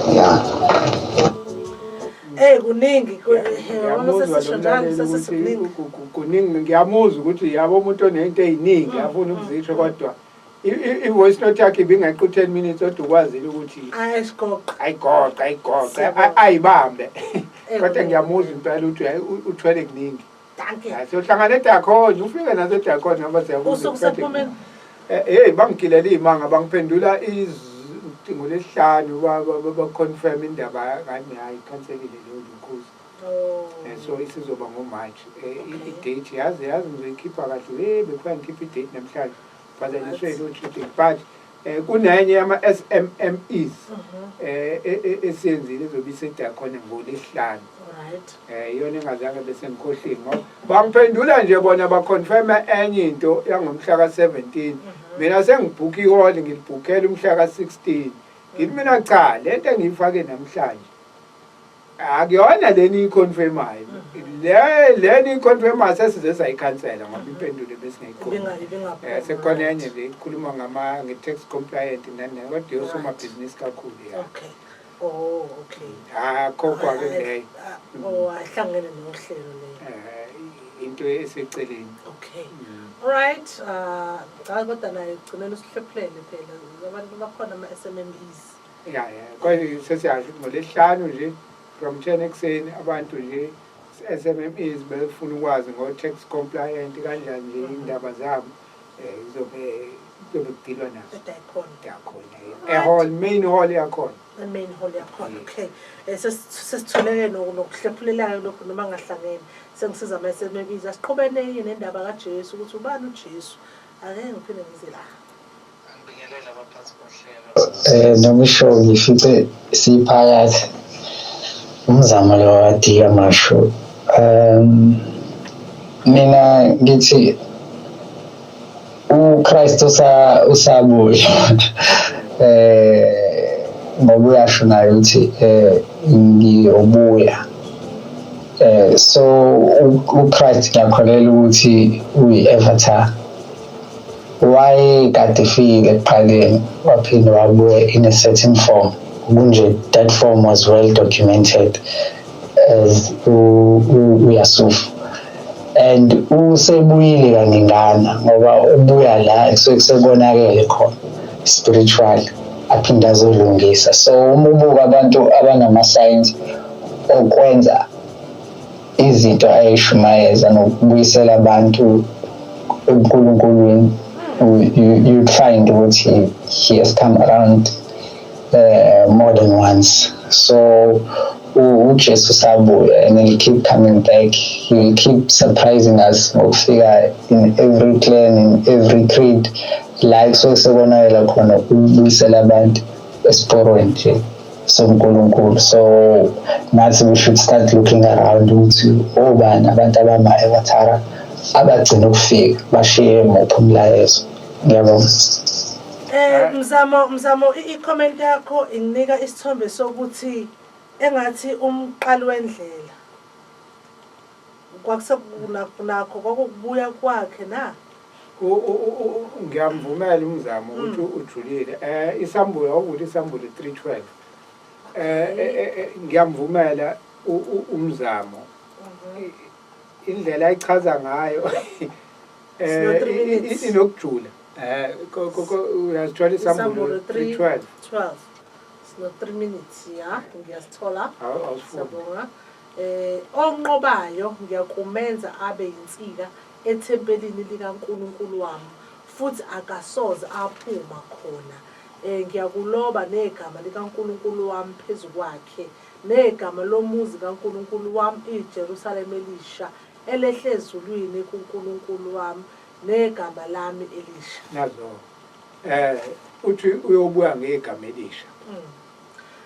So abathi uyobuya that's why I think uzokwenza ukwenza. Uzathi every clan, every band. Uyabuya kodwa ubuya ngelinye igama. Like naye kwakuthiwa isikhathi kuzofika yena. Kuyoqala kufika uEli. Abantu babelinda uEli. Useyabatshela uJesu uthi dala abuye uEli. Engani uyena uJohane umbhaphatisi. Uyabuya uEliya but usebuya ngegama likaJohane. Yabo. So uma ebuya abantu vele ngeke bambone. According to isambulo uthi uyoba negama elisha. Yabo. So wena abamothi ulinda uJesu vele ngeke umbone. Ngoba usalinde umuntu ozoqhamuka nalegama elithi Jesu. Kushuthi wayazi naye ukuthi vele bazolicorrupt igama lakhe. So ngeke aze abuye ngegama leli lilindele. Vele liyi-corruption kwaleli igama elithi Jesus. So kwathi uma ngibuya ngiyobuya ngegama lami elisha. Sakathaba nje basindele ukuthi kudabuka amafu. Ngani corruption yonke leyo phela yama-Rome. So kodwa yena uyazi ukuthi ngoba so umzamo ngiyamvumela mina. Yeah. Eh. Somehow i-comment kaMzamo kumina engqondweni yami analyze ivele yahlala uyasho ukuthi sewake futhi usazola lana nje sekune osengazi usikhona nje uze wathi like an avatar just like umoya wakho uyibeka kahle impela uhlala umqalo wendlela kodwa manje abantu ngeke baze bayi-understand njengamanje abaningi abayi-understand abanye kodwa uMzamo njengoba eyibeka ngoba bona balindele ukuthi kuzoqhamuka uJesu namanxeba Mzamo awuphendula kodwa manje funda iBhayibheli ukuthi yena kurivele lapha eSambulweni 3 uthini uthi ngiyobuya ngegama lami shothi umqalo wendlela uJesu angabe uJesu angabe yena ngoba ngithatha imfundiso ngoba futhi ufike nemfundiso imfundiso lezi hayi lokho sekudingekile lokho okuningi but lezi zamqalo wendlela nezikayeshuwa ziyahambisana ayizihambisana alright 29 minutes after 11 o'clock siyaphefumula kancane sinothabo siyabuya sishona kuma comments wakho WhatsApp 0687649969 kunento ezama ungiphatha ethanda ukusiphazamisa ngokwe network kodwa ke so far kubonakala kuzama ukuhamba smooth noma lamathize thize nale hibe zizama siyabuya ke Facebook page nanda 88.4 FM update ungakhohlwa ukulike Mhlela silungisene isikhathi sithi nje 24 minutes before 12 o'clock kumhla 11 February 2024 sihleleke noThabo Sambothi namhlanje nje kuseni kona kumsakazo wethu Queen Joyce ngihleli nawe ke yami host right siyaqhubeka ke ngeindaba noma ngohlelo namhlanje yize ihlehleleke kanje yalandeleke kothwande cathu kodwa unombuzo awakaphenduleki into esavelile nje ukuthi nje cha ayi umntaka Maria akusiye lo yona into esiqhamileke manje siyavela yabasobala ba ukuthi cha ayi akusiye Jesu akusiye sesibabaza ngeke ngasho ngathi network yona iyazama ukusiphazamisa kodwa ke uMzamo uthi ngivele ngibuye kuwena ngoba nakho ngiyakuthola ukuze ukuthi le nto ngicabanga yiyona noma cha hayi Queen Rejoice hayi hayi Yes Queen Rejoice ngiyavumelana nawe ngoba uma uthatha ukubheka ngizothi uChrist as philosophy or the avatar life yakhona bekuneyinkinga eziserious indawo kwathakatha into ongayazi efike uKristu naye wacrucify esiphambanweni understand uElijah Muhammad naye efika khona kwakuyizwe lama warlords eAfghanistan there been wars ever since biblical times kuze kube yimanje wafika wafaka imfundiso yokuthi abantu bayekele ngisho ukurayishwa amadoda lapha ama-wallets ayefika from village planned arape njengo Kangaskhan kanje uyabo so nathi lana sasicindezelwe nge-apartheid sesazi ukuthi uNkulunkulu amukho amadlozi ethu asilahla obaba omkhulu babengayivuma kanjani yonke lento spiritually we were hurt we were harmed and then uNkulunkulu wasiphendula indlela asiphendula ngayo he rescued isintu sethu through isonto he rescued a lot of things so kwasizakala imindeni eminingi ngoba there's one thing that you can't take away from isonto lasePhakameni liwenzile amadoda aqotho no babuyisa amadoda abantu abamnyama honestly and then ke lokho kwama-family politics akhona ke sekuqala kokulahleka kunje it wasn't well documented umlando kababa uMqalo wendlela but if ugxila kuwona ugxilisisa kuwona you'd find that this man was here to rescue us spiritually and you don't have to change as a Christian or whatnot you can just add on kuloko khona because imoya emihle iyathobelana. Siyabonga Siphiwe Madondo 1 2 3 which one is the first one? What a deep revelation. All I want to ask is to Brother Thabo, Queen, how did Jesus change water into wine? And other question, was King James a homosexual? And last was Songs of Solomon and Esther was not part of the Bible because we can't see God in that chapters. Rizwile Thabo le mbuzo yokuthi ngokuhlwa kwayo. Angazi noma washintsha kanjani. Kodwa lo mkhuba okushintsha amanzi abe yiwayini ngicabanga ukuthi eKhemet la kulela khona kwangeyona into ethusayo esimanga khona ngoba imlingo nemgilungane yenzeka kakhulu eKhemet. Right. Siqhubeke okwesibili King James homosexuality. Why King James? Ngingakaze ahlukana nomkakhe. Wayiney'thandani zakhe. Ukubala no William Shakespeare. Sikhona impela nje washintsha amadoda. Ngoba no nalo wambhalisa iBhayibheli so ngikhumbula igama lakhe. Okay. Right. Songs of Solomon, and the last was Songs of Solomon and Esther was not the part of the Bible because we can't see God in that chapters. Just lezi incwadi zangena kodwa zazingena ingxenye. Sikhuluma ngani kodwa vele? Nami manje ngicale lo ugcina. Angani umbuzo noma i-comment. Comment.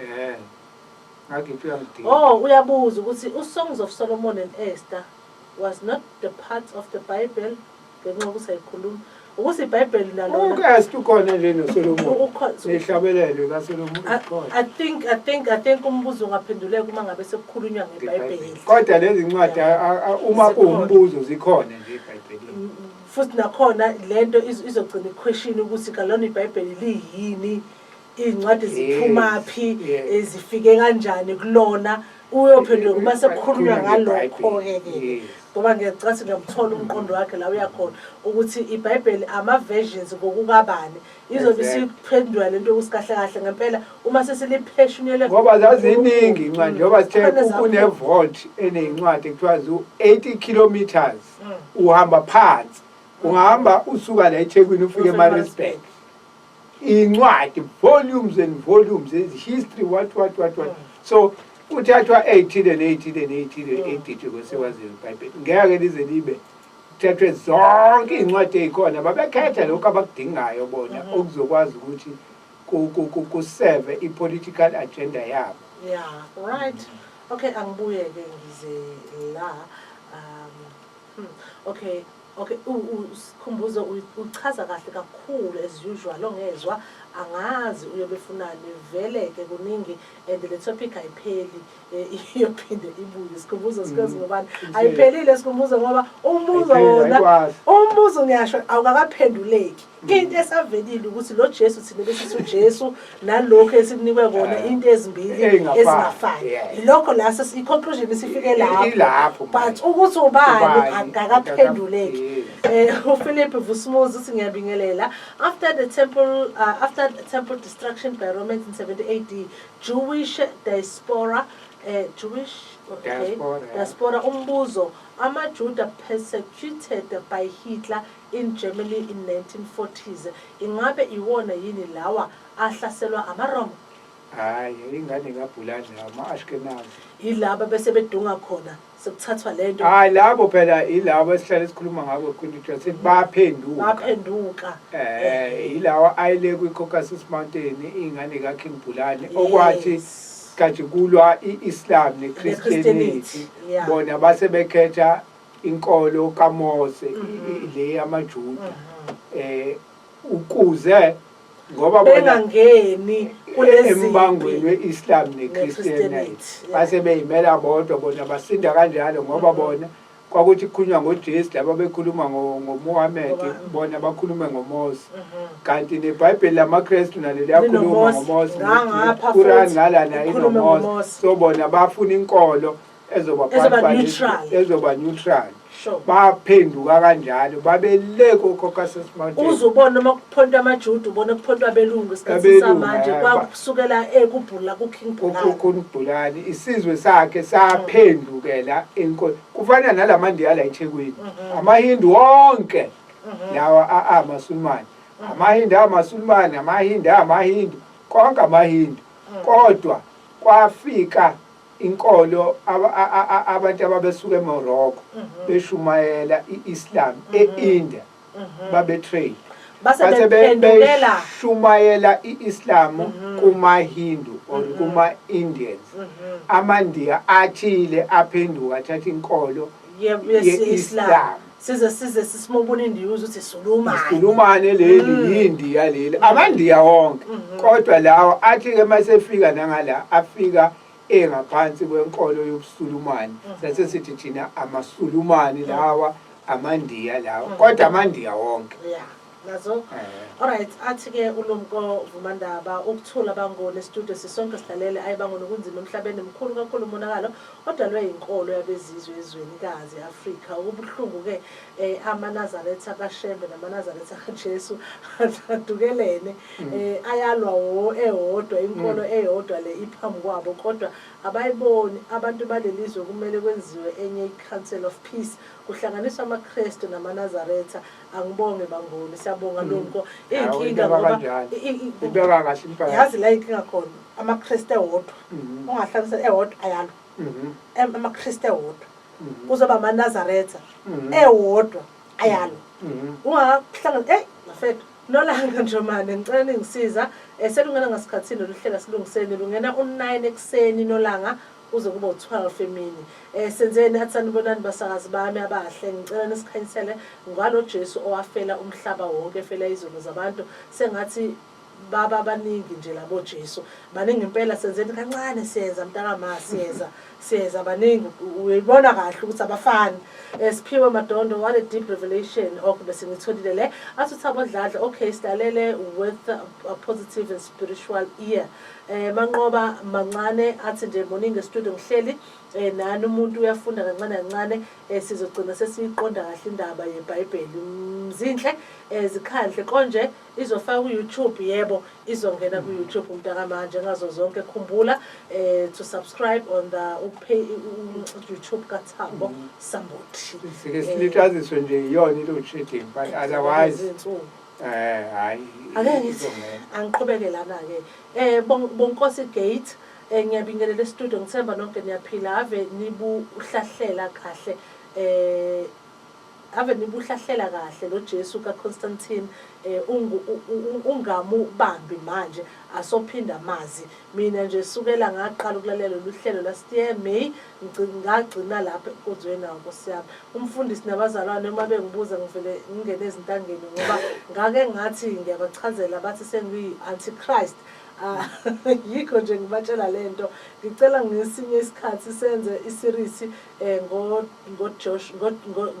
Yeshua ben Joseph njengoba nisifundise kahle kangaka ngoJesu nginilalela ngiseyitrakhezo lamabhora bonkosi mfethu angazi ngithini nami ngithi ngiyacabanga ukuthi ngithini ngoba manje ngiyazi inkonzo yakhe into yamxosha kahle angazi ngithini ngoba enkonzweni yakwazi ukufika uhlale nje uthandaze makuthandaze okunye ungakunaki mina mfethu mina ngeke kodwa ke ukuthi khona ke vele ke la ubona khona ukuthi ngeke ngihlalele la yabo nje khona amasonto nami ngazi ukuthi la yeah yabo nje manga SDA 7 day ngiyafike ngihlale ngoba manje isefika uyabona isicha kuyadleka la kuyafuqa akhulunywa futhi ngendaba yezulu lokutshelwa ngezulu satshiswa nesihogo nikela banesikhathi sokukhuluma ngehealth banesikhathi sokukhuluma ngemali banesikhathi bakhuluma ngempilo nje into eyamxosha ebandleni lakhe ngoba nami la engithi I belong khona ngiyakwazi ukuthi ngifike ngikhonze ngenxa yezinto ezifundwa khona ngoba waze wathatha istand umfundisi wethu wathi engathi ngeke asabamema nabanye fellow pastors from other churches ngoba ufika sifundise athi umema umfundisi afike umfundisi afake lento le yena azama ukusikhipha kuyona uyabona so ngeke sazi ngempela ukuthi yini yamxosha ubonkosi but ukukhonza bafethu kuhle ukukhonza kodwa kuhle futhi yena wayibona ukuthi akumniki lutho nalokho kodwa phela lapho nje kuthiwa nje kufuneka imali yakho nje lokufaka imali tshenziswa into engekho lokufaka imali kodwa ayikho into obuya nayo ngiyakuzwa impela so maningi wona amabandla ukwazi ukuya kona ukuthi angafika namhlanje ngihamba ngenkosini yomnala ngiyazi khona into engizophuma nayo azoyisho yabo bakhona nabanye nje baningi wayitola hayi kodwa lo hayi ngeke isikhathi sami khona ngayela kubona umculo nje kuphela abe becula-ke laba hayi mangilalela umculo wabo siyabonga sikhumbuzo sikele sindo wayibeka caca zimele Queen Rejoice.2 nazo-ke sengiyanizwa siyabonga kakhulu ya sisuke simute ngey'zathu zomculo ukuthi uma ngabe ulive unomculo uthola ukuthi isiyakhatheka yonke so during leso sikhathi siye simute ngamabomu suke lingekho elibi siyabonga kakhulu angazi makhona okusalayo khona kona okusalayo khona amanye ama-live namanye ama-comments umlaleli ungangishayi kusuke vele bese kuyaxovana uyabona nangu ebuyile la umlaleli mina impela ngisadidekile inhliziyo ibuhlungu ikhathazekile umoya wami nguwe nguze ushona phansi ngiyabona impela kuyahlakulwa ukhula selunga phezulu ngommbila ngiyibuza kona ukuthi njengoba kuzunjula lolu ukhula nje lo mbila oyelo ongenayo ikhwebu omunye onazo ikhwebu kodwa nazo zinesihlakava uzokwenziwa njani wona lo mbila ayikwaze kwalikhulu hayi kunzima indlu iyavuza umfula ushile bafethu hayi cha kwaze kwalikhulu kodwa ngengikufisayo nje mina ukuthi lolu hlelo ngathi ngaloluqhubekeke nje kanje engifisayo futhi ukuthi engazi ukuthi nezingane lezi ezikhula manje zingalithola ngoba hayi sisenkingeni kuyavuza ngiyabonga mina uTamato itika ngamatongomane etekisini kuze kutatazela amatekisi emadile tanku Tamati siyabonga futhi uTamato uqinisile lezi nga-estate akekho namhlanje umzamo ofile hayi nabanaye nayo umzamo noTamati le number 1 siyabonga umzamo namhlanje asimboni bafethu bangabe ngempela khona salile and I'm sure khona withabo I'm sure umzamo sengingamgeda mangade esebenza ebusuku abuya lana usosuleke uthola amasebenza emini njengabo uTamati bayaphambana nje up and down hayi job wona wonke lama systems acreatewa ecreatela ukuthi ukubulala the family structure nangendlela okwenza ngakhona kuhlakazeka kuvuka ekseni aphuma omunye abhekele aphuma omunye abhekele aphuma omunye abhekele omunye esazongena ke ukuthi uNkulunkulu wayesidalela ukuthi siphile kanjani nale nkolo kaYeshua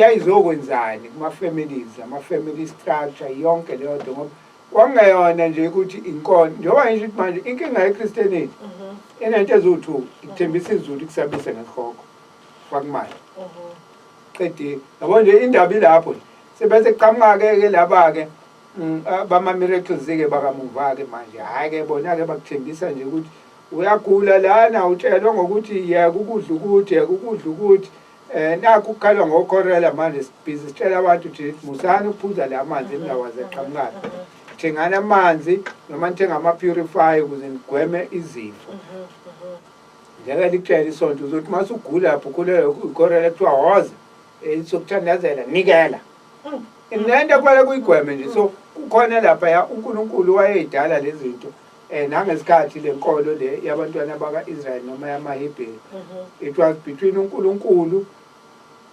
umuntu umndeni umphakathi isizwe ukuthi konke kuphila ngendlela eyodwa efanayo yabo kuhambisane bese kukhonza uNkulunkulu bese nibusisa yabo ngoba manje nenza intando yakhe yini harmony akekho umuntu otshotshayo akekho umuntu ozi ukuthi yiyo le nto kwakunalezi zinto zesintu la kuthi kahle kahle zisazofika lapho ngoba kukhona la uzobona khona izinto zesintu uthi mawuthi uvula iBhayibheli nasi for example nje makuza nje njengemkhosi yokushwama first fruits eBhayibhelini ukuthi masuvunile isivuno sokuqala hambisa yonikela ngaso uNkulunkulu ikhona leyo nto kaZulu yabo abelungu bengakafiki ayivele washo nje lo khasama missionaries efika la usobantu ukuthi uCollins angazi nizothi ngithini kulabantu ngoba labantu bayamazi ekhuluma ngamazulu esho ukuthi nakho lokho abakwenzayo nakho eBhayibhelini ngingakabafundisi ngibafica bevele benza lento benza lezinto eseBhayibhelini uyabona so mina ngithini ngibona wababona abantu labantu banobunkulunkulu labantu so ayikho mina into engizobatshela yona yabo so usobantu waye omunye walama missionaries aneqiniso khona abavele phela befakiwe ukuthi abanyodo ngabantu khona abathunyiwe nje abangazi lutho ngoba phela sokhumbula ukuthi amanye ama missionaries abafundisi ababefekwa kuyiboshwa ezayikhishwe emajele lapha ya uhambe uyoqedela isigwebo sakhe eAfrika so mayifika nje la yena awuthi afika abantu wakhelwa indlu yesonto unikezwe imishini kuthiwa wena yenza nje kufika umfundisi omkhulu neBhayibheli umsebenzi wakhe futhi akanendaba nezinto eziningi bayatshela lapha uma behlangene ukuthi yabona-ke manje bazoqala kuMatthew 2 bagcine kuMatthew 10 inyanga yonke unikezwe lama chapter yena ufika nje eBhayibhelini kulamfundisi okhona la afaka uthi lotshani uzoqala la afake lunye uthi lotshani ngale ugcine la loze kubuye mina ngikunikeza amanye amavesi futhi ozowafunda yabo so iboshwa zayengenza lutho efike ehlale lapha abantu bese banikela namhlanje sezithola abantu abamnyama-ke benza the same thing le yayenziwa ama-colonizer mhlawumbe kwenza ukuthi nawo umlando webandla nokufika kwawo la kuleli zwe ukuthi kwakwenze kanjani awuze ungakhuluni so lezi igebengu-ke manje ezakithi-ke ezimnyama eseyiqola abantu ngasame system yenziwa ama-missionaries nabo bayayenza manje bayenza kubantu bakithi asambe Thabo kulungile Taka ulwa sitwayi ndiyabula I hope ngikufunda wesitwayi ngihlale ngithi ongikhumbuza incwadi yakho ndiyabulisa emsakazweni nami ndibekile indlebe monwabisi Cape Town Cape Town. Danke siyabonga kakhulu Thabo Sam. Yona Cape Town yazi. Thabo kaSambothi inamba 076 054 3833 076 054 3833 ikhona impuphu organic engenamakhemikhali lapha yaka best akhona amabele ka best sidla ukudla organic manje bayasha abantu bathi udla amabele avela gijima etoilet anefiber ayakhe uthi wadla beclean Thabo testimony kunomunye uclient engangitshela ngayo ngizothi uclient yini umuntu osadayisa but uMoses njengoba sidayisa umlingo le hleze ufika uthenga umlingo angakutshela indaba yakhe ngathi uzohamba o-check up angisazi date yakhe yini odokotela bayathuka basodokotela hayi abayithola babonduthu base bambhukhela imidate ukuthi awuphinde ubuye futhi siphinde futhi sikuhlole futhi yabo asikazi ukuyeka manje kodwa kona nje ama-results cha ayamangalisa isaphuza amabhodlela amangaki lodwa mabili ngisimabili noma mathathu yabo wayiqala nini kodwa ngoba sikunikaza umlingo sikutshela uphuza amanzi aklini lesithathu leli kuyena manje lesithathu likuyena kanti yahamba hawu bathi rejoice hayibo vele umuntu engakhola siyayithandazela nalezi zinto ngaphambi ukuthi sekubantu ukuthi uNkulunkulu ngalezi ihlahla zakhe nalezi ngoba phela kufakwa amafruit lapha nani bathi uNkulunkulu angabaphilisa abayiphuza baphiliswa abantu abaphiliswa umlingo baphiliswa uNkulunkulu ngoba lezi zinto ezilapha kaNkulunkulu. Siyabonga Jesu Mhlengi by Ayandantanze featuring noMandla Mantshintshi ngifake ngamabomu lengikhiphe ebifikile Salata mlaleli uqhubeka kulalela njalo umsakazo na 98.5 FM sebe up next Canon ke kulesikhathi manje up until 3 o'clock sophinde sihlangane ngaso isikhathi esifanayo ngesonto elizayo ohlelo nasilungiseni uzube nemini enhle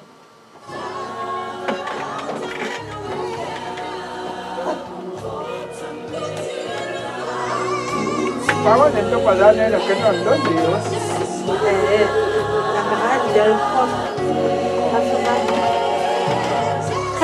Lokugcina indoda eqala kwangena umuntu omuhle la ngenele ngathi landela ngamuva